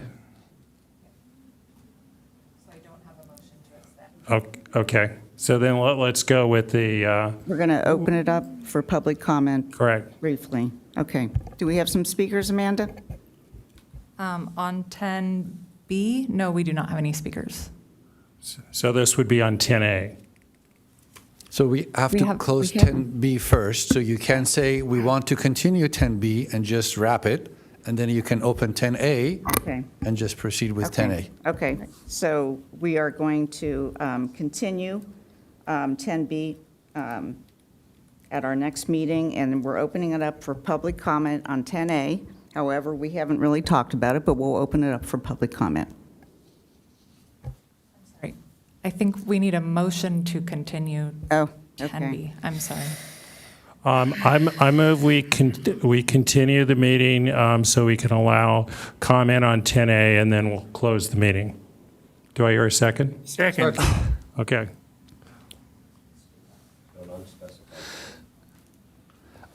Excuse me, I'm sorry, I shouldn't, but just to clarify, Amanda's suggestion to continue was you need a motion to continue 10B, so we need three Okay. different motions. Okay. You need a motion to continue 10B to a date certain or to a future meeting. Mm-hmm. You need a motion to extend the meeting. If you want to close, make a motion and get the votes from the commissioner to extend the meeting by 5 minutes. but you didn't say, and then the third one would be discussing item 10A, which later on you need a motion for that too. For 10A, we have a public speaker that will talk about 10A, but first, let's wrap 10B, Okay, motion to continue, and then you get the votes.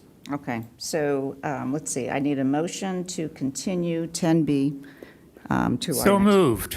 Okay. Do we need to vote? We don't need to vote on that? We have a second? We do. Okay. Second?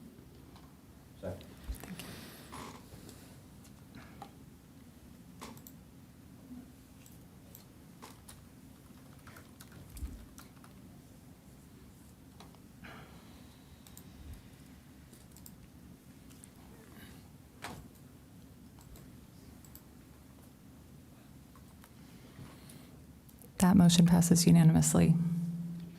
Okay, we're on to 10A. And then I think we just need a motion to extend. 10A, we're extending, okay. To, can I have a motion to extend 10A to our following meeting? I'll move that. So I think, Madam Chair, it's a motion to extend the time for tonight for this meeting. Okay. Can I have a motion to extend the time? That would be 5 minutes. Yeah, Item 10A. yes, I move to extend it by 5 minutes so we can hear public comment on 10A. Okay, I hate to say second. it, I would recommend more than 5 minutes, because 5 minutes is already up. So I would recommend maybe to 8:45, if that's okay. Okay, Okay. Do you want to amend your sure. motion? Let me just amend it so that we can have public comment on 10A.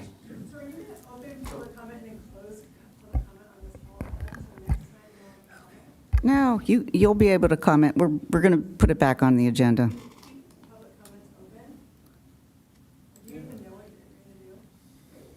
We're going to take some public comment this evening, and then we're going to continue it to our next meeting.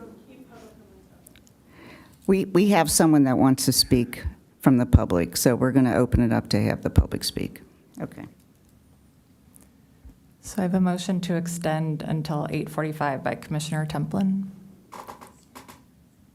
Second. I'm going to do a verbal vote. Ron Meddock? Ron Meddock? Sorry, I have to do verbal, so. Yes. Okay, James Gross? Glenn Johnson? Yes. Patricia Trouth? Yes. Chris Duncan? David Thiele? Yes. And Paul Templin? Yes. Thank you.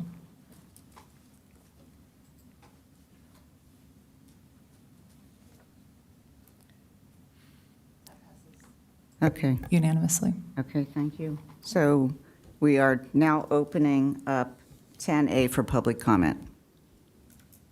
Do we have any speakers? Before I speak, if I ask, sorry, if I speak today, can I speak when public comment opens again? Next.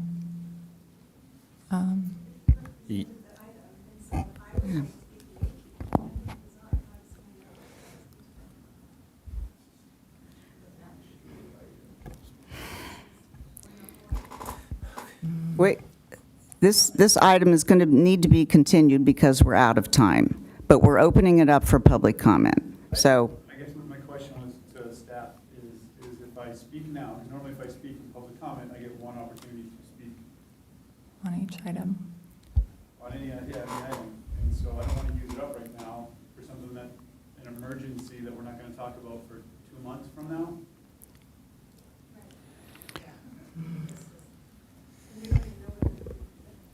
The holidays will have gone by, they won't even remember what I said.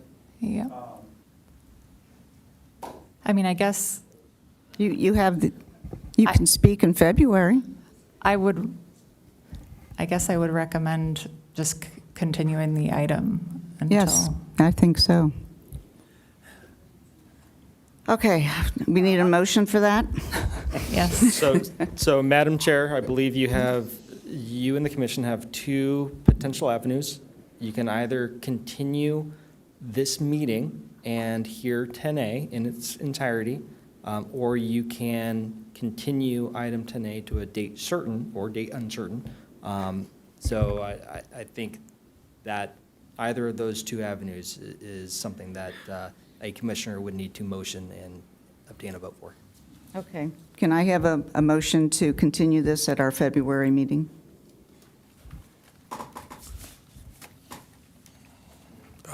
Sure.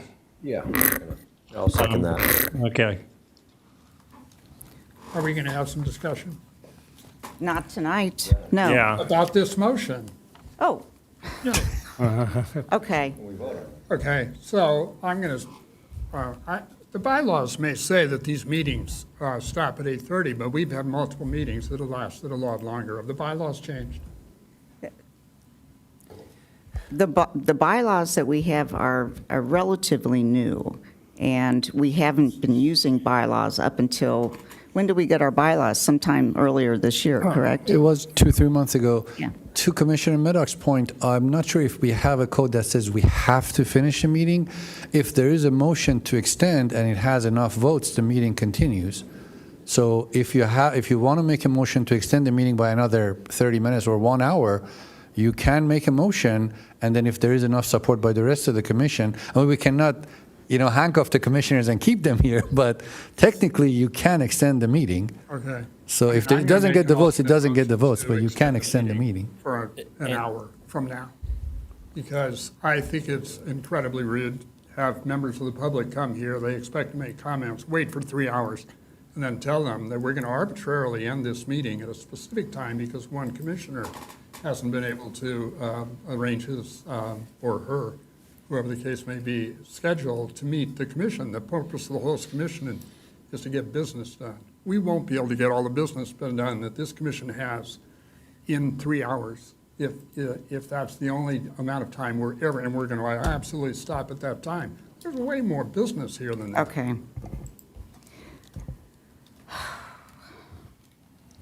Okay, so can I have a motion to extend the meeting for 30 minutes? And so we can address 10A. Or do I have support to do that? I guess I'd like to know what the commissioners think. Yeah, we've already spent about 15 minutes talking about this, unfortunately. I mean, I think we're in one of these situations where we're trying to honor the time of everybody that's out there that's been waiting patiently to talk, and then our own personal time. I'm personally willing to go either way. I mean, I'd like to respect the commissioner's time as well, but given that situation, maybe we should just plow through this and get it done. Okay, very good. So I need a motion to Okay, a extend. motion to extend 45 minutes. But we'll end early if we are done. Absolutely. I'm All right, willing to talk as fast as I can I'll here. second that, because I agree. We need to respect the folks that are here, and we need to Yeah. just knock this out, because if it's an emergency, it needs to be addressed. Okay, I second it. we have a motion and a second. Ron Maddock, Yes. James Gross. Yes. Glenn Johnson. Yes. Patricia Trouth. Yes. Chris Duncan. David Thiele. Yes. And Paul Templin. Yeah. Thank you. Okay, so let's open it up for public comment. This is 10A. So What's that? I'm saying you can do it the way you want. Okay, Do it the way you want. okay. Open up for comment. And Madam Chair, I would like to respectfully request 2 minutes to read something into the record, if I may. Yeah. Thank you. So I did want to make it clear to the commission, and this is something that I have mentioned in the past as well. At our last month's meeting, the city has been doing a lot of really good work in continuing our commitment to traffic safety. We have currently 12 projects that are either in construction or have recently completed construction that are traffic safety enhancement projects. We also have 10 projects that are currently in the design phase. This is something that we take extremely important here at the city. Not only staff, but also our city council members. Some of these improvements include rectangular rapid flashing beacons at crosswalks, increased pedestrian conflict striping, additional buffered bike lanes, leading pedestrian intervals, speed radar feedback signs, narrowing of traveled lanes in specific instances, high visibility conflict bicycle striping, caution signage, speed cushions, protected bike lanes, new pedestrian paths, chicanes, roundabouts, and additional street lighting at heightened locations. So we are extremely committed to continuing traffic safety, and that is not something that we take lightly, and that is not something that we are going to let up on. So thank you. Okay, so at our last meeting in October, I presented a draft letter that I was proposing that would move forward, that we would send out to City Council.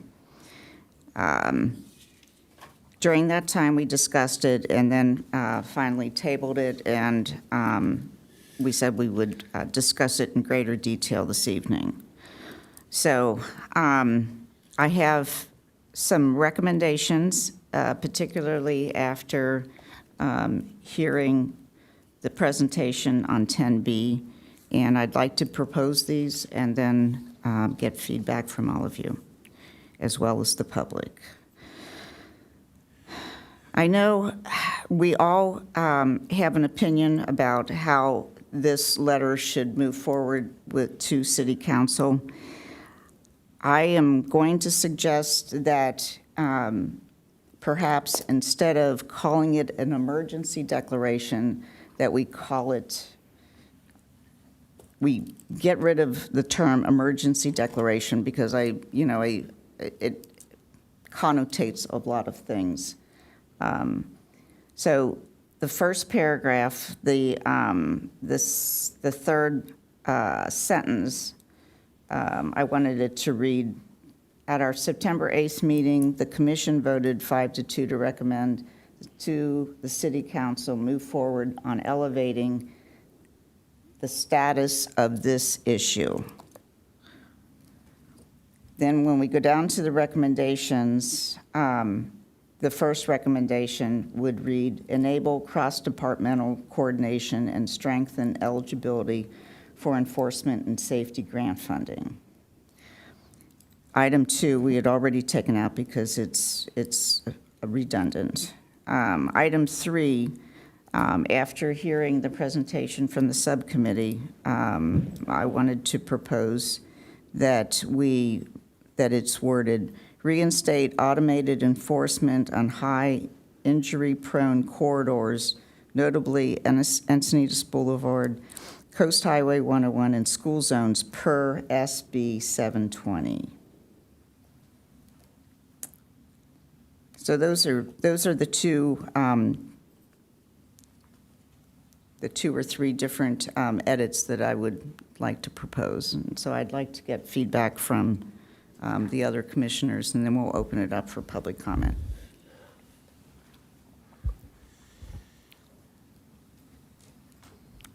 I'd be curious what this does to the effect of, I think a lot of the controversy was around this being an emergency declaration, right? Whatever that meant at the state level. So your proposal is to take that declaration away, technically. Take the term away. Right. But Okay. keep all the recommendations. Okay. So Abe, does this kind of turn more into an additional work order? I'm just trying to understand kind of what, because I think the emergency declaration was like put a stake in the ground. It's something recognized, defined. We were hearing the public call for it. And I think we also get the sense of some resistance to that and what that impact might be. So by doing this, does it change? Well, it does change the proposal, I guess. I'm just trying to understand the value of doing this in that case, though, and what that would mean if we're just now taking these other elements that, kind of are within our work order in some element, I guess, I guess I'm just trying to understand what the impact of that's going to be to this document, what this document would end up being. I mean, emergency declaration was never, and this letter was never a work plan item. It was something that was initiated from the commission based on some public input. So this doesn't impact our work plan. If commission wants to send this letter with mention of emergency declaration or without, that's totally it's not really related to the work plan per se. Now, what Chair mentioned was to incorporate one of the work plan items into this letter. Right. And it would be a way to move that forward in a timely manner. But it could also, though, harm that initiative's effort if these other things make it too burdensome, right? You know what I mean? I'm just worried about that opportunity for the red light camera to be looked at individually as a very single specific project. Versus if it gets lumped in with this, there's these other elements that might, submarine it. Well, I mean, we've taken out two, I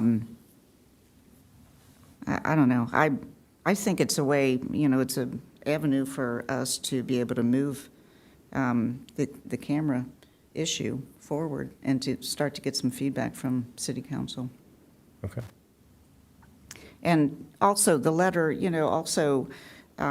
for me personally, it's very important that we have some correspondence with City Council to let them know, the number of people that have attended our meetings and, the correspondence we've received in email so that they know, that we know, this is a serious matter. And right. So, anyhow.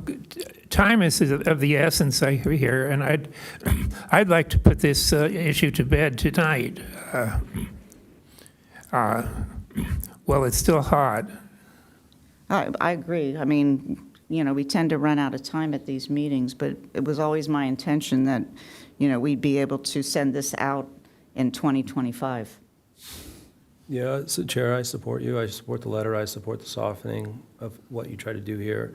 And I think the SB 720 is just a much more practical avenue that we now have that we didn't have before as any of our tools, right? Just like we have the sheriffs adding 2 patrol cars, great. That's a great tool that we have. This is another tool.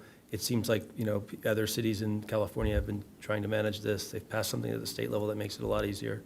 So I think incorporating that into the letter is just us saying to the council, hey, there's more tools at our disposal. These tools are now easier to get a hold of.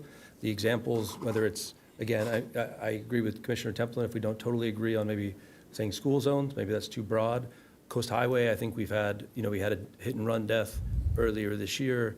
We had a hit and run death there too on Encinitas and 101 2 years ago. So there is some pretty good data, I think, on the Coast Highway major intersections. And then, of course, Encinitas Boulevard with, unfortunate they're not here today, but the moms that have come so many months to our meetings and pled with us about this. I know they're not here today, but, I do think this comes out of what we heard from so many of the community members. So I'm in full support of the way you've rewritten this.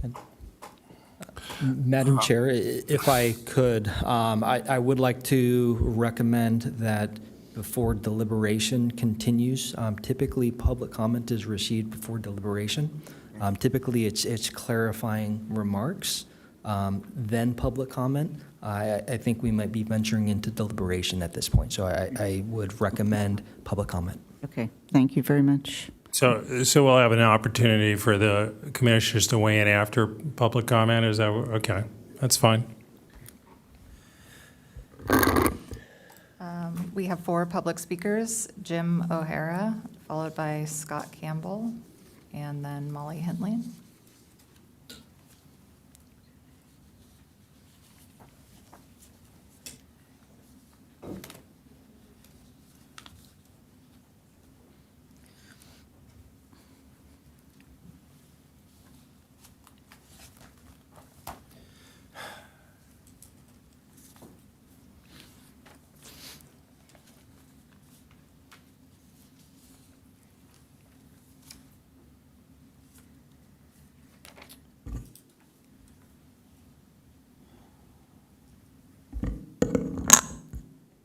Good evening, everyone. First off, thanks for your leadership and commitment to public safety, whether we agree or disagree on this one. I think the letter reflects genuine community concern, but its impact is vastly undermined by a lack of inclusion of supporting information and vague claims. Breakdown of what I mean is essentially there's nothing in the letter other than the mention of events that cites resulting changes or statistics or sources of those. While we're galvanizing public concern, the letter fails to connect with recommendations to concrete data, trends that justify certainly a state of emergency, which I know you've taken off the table at this point.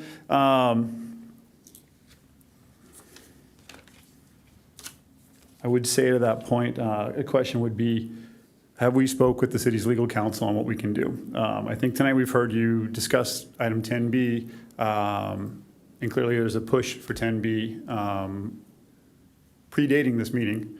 I would question how many people discuss that and ask about that.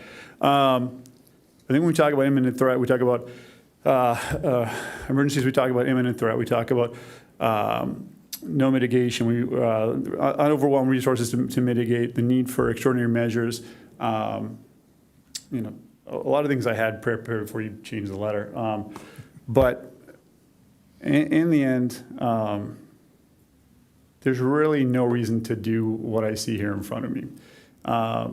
We're already doing all the items in number 4. If there's a way to present them, you have access to staff to work on presenting that better. If we're looking at item number 3, you've already got it on your work plan. That's why we give you a work plan. Bring it to the council and come up with it. If we're talking about the state of emergency, the council has already voted on it. This group is divided on emergency. If it were a true emergency, you wouldn't be divided. It'd be a 7-0 vote. That's how important matters happen in this city. They don't happen when there's division among a commission. It's clearly not a definitive answer that needs to be pushed faster ahead of everything in line. Things that get pushed ahead in line are clear to the public. There's 7 O's up there in your case, 5 O's with council. I think it's clear for me tonight that you are not ready to even organize this letter. I have a hard time reading it when I first got it, and now you've changed it, so I'm not even sure my notes, which are prepared, don't even apply to the topic anymore, which was an emergency, and now we're being told that the emergency was so important we were going to put it out till February. So with the disagreements of this group, I think you should bring it back, rethink about what you're saying, either rewrite this letter or just scrap it all together and go back to the work plan. I appreciate your time. Thank you.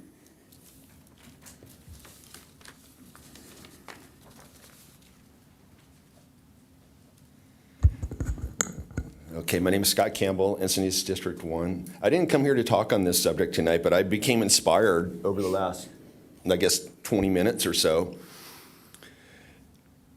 There's 4 items on here, and you cross one off. You don't need to make any letter to make these recommendations. You can just make these recommendations. Second, what has changed from now to before that this is no longer an emergency? Nothing changed. So if it was an emergency then, it's still an emergency. I'm kind of thinking maybe it's not an emergency. But most important, if you can't run a meeting, we can't trust you to make any decisions at all. You'd spent 10 minutes trying to decide if you could extend a meeting. If you don't know the rules of the meetings, everything is in question. You know what is an emergency? And let's go back to those violations that we heard about earlier. We talked about speed and traffic. Have you counted how many violations there are for drivers with no license? Cars with expired registration and drivers with no insurance. Those are the drivers that are causing the accidents. That is the emergency. It's not the cars, it's not the speed, it's the people. We need to find these people and take care of them or make sure that they are not driving around. And once again, please just toss this whole emergency thing away. Again, I mentioned this earlier, Encinitas Bike Walk wasn't here for their thing. I don't see Team Emory here. I don't see any organized groups here. If they don't think this is an emergency and they don't care enough to show up when they're pet item is on the agenda, what does that tell you? It tells you it's not a big deal. So just toss this whole thing and let's go home. Thank you. Like I'm going to. I'll see you later.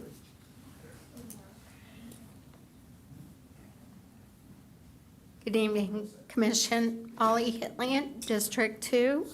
I know I've spoken about this before, and my stand stays the same, that calling it an emergency is not helping the situation.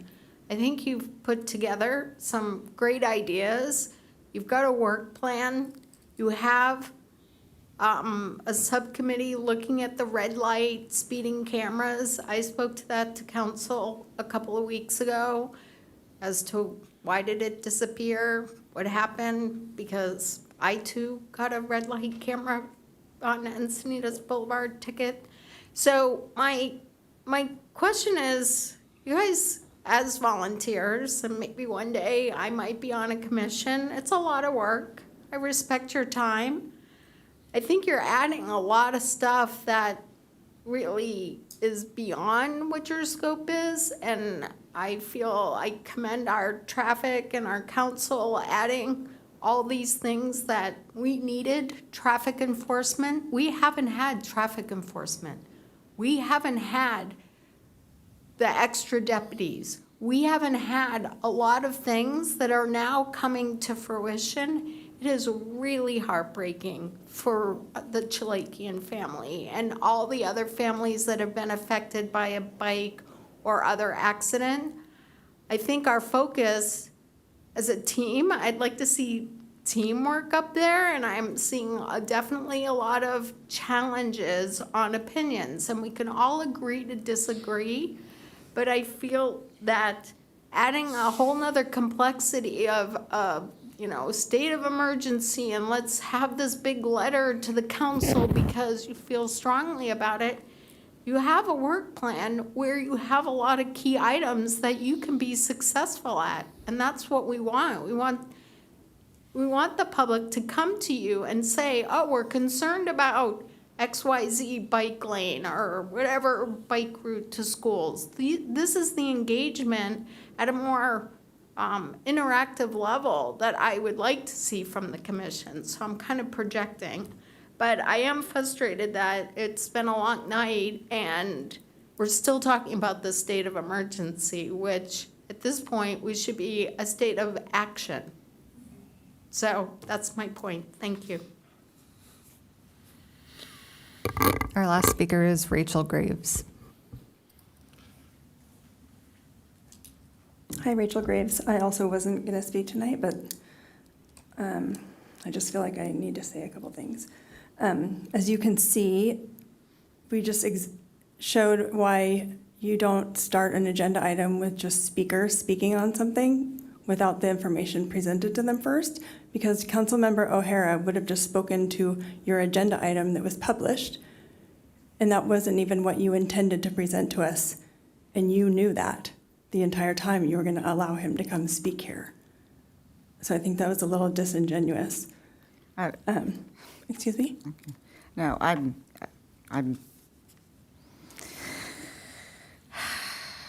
Can have I keep a comment. going? Okay, sorry. Please go on.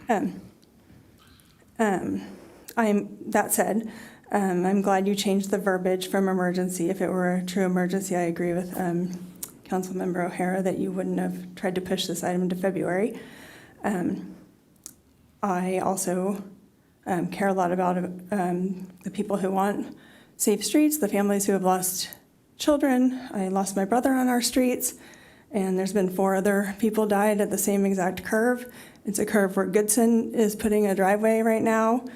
If you want to write a letter that represents the people and how they feel and how they come to this city hall for decades to complain about safety on our streets, please represent the ones who are fighting high-density housing that is causing major danger on the streets, like Goodson, like the Preserve, like Fox Point, like Piraeus, like Clark. Please do that.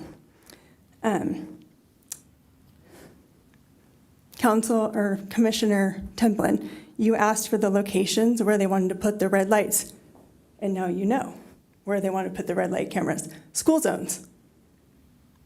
So be careful if you vote for this. She's asking you to reinstate these cameras in school zones. I don't know. I don't know how I feel about that. I don't know how you do either, but that's the answer that you asked for earlier. Yeah, I saw it. So the 101 in Cedars Boulevard and school zones. Our council has prioritized safety. Our sheriff has done an incredible job over the last year. They have bumped up enforcement tremendously. Everyone who comes in Encinitas or lives here knows that, and I think we need to applaud them for it. And I think we all agree with most of what's in this letter. But I think that the sheriff has gotten the message, and they are implementing it. And I think the council has gotten the message, and they are also implementing it. And hopefully, citizens have gotten the message, and we're going to start doing our job, right? So I just want to applaud you all and thank you.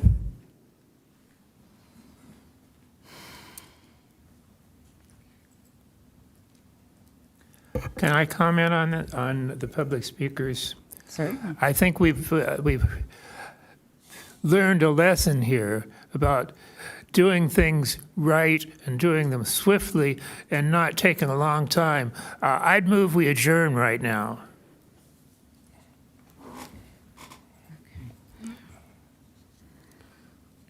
Yeah, I can't support that. I think we got to sort of see this one through here.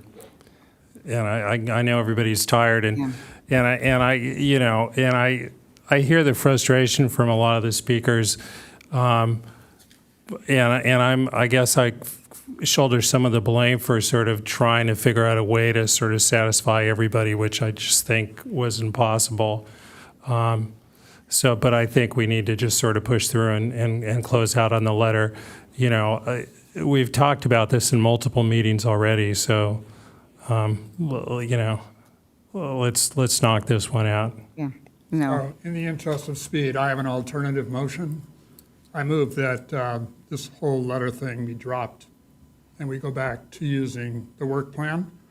10B is part of the work plan. We can discuss, and we'll table that until the following meeting. And when we're done voting on this motion, then we can adjourn. I support that motion.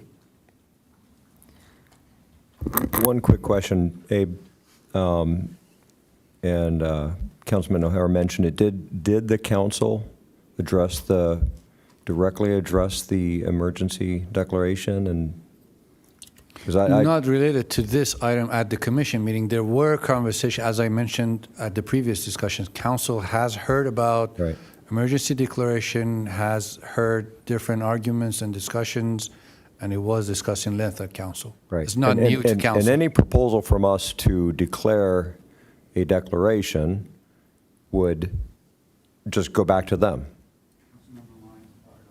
to do that same thing, correct?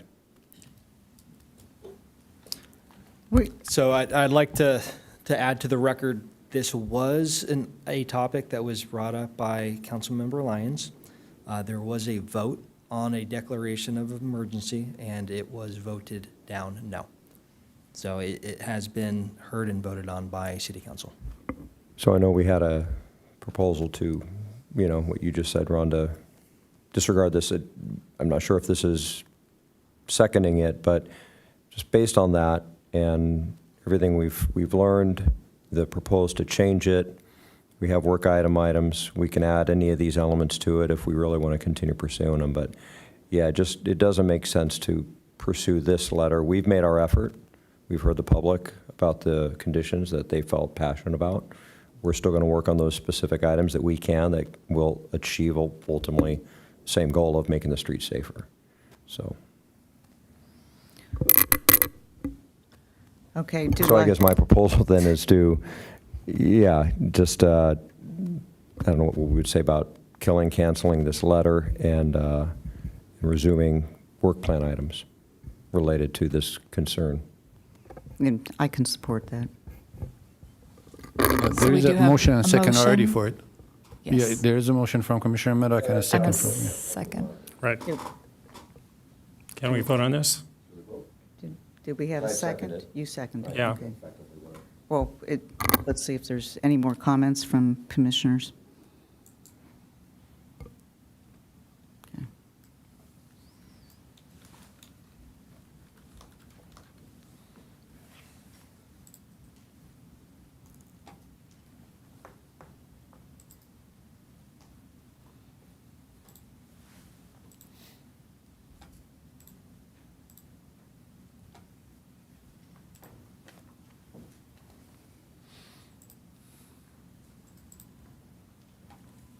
So, man, have we voted yet or not? Because my screen showed that we were voting. Is it glitching? Yeah. Is it working now? Do it again, yeah, just vote again.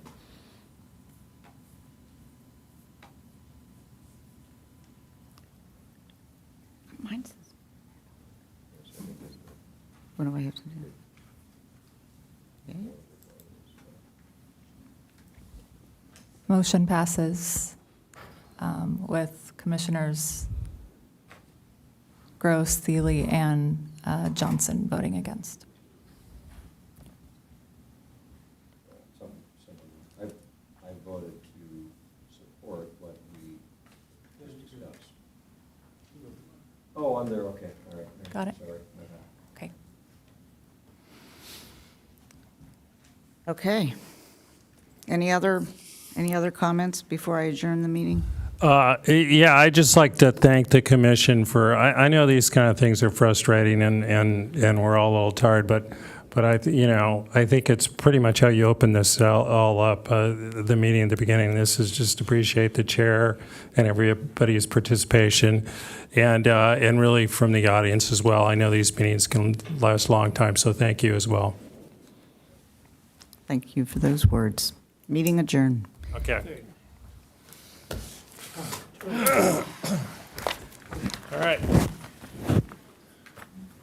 Patricia. Yes.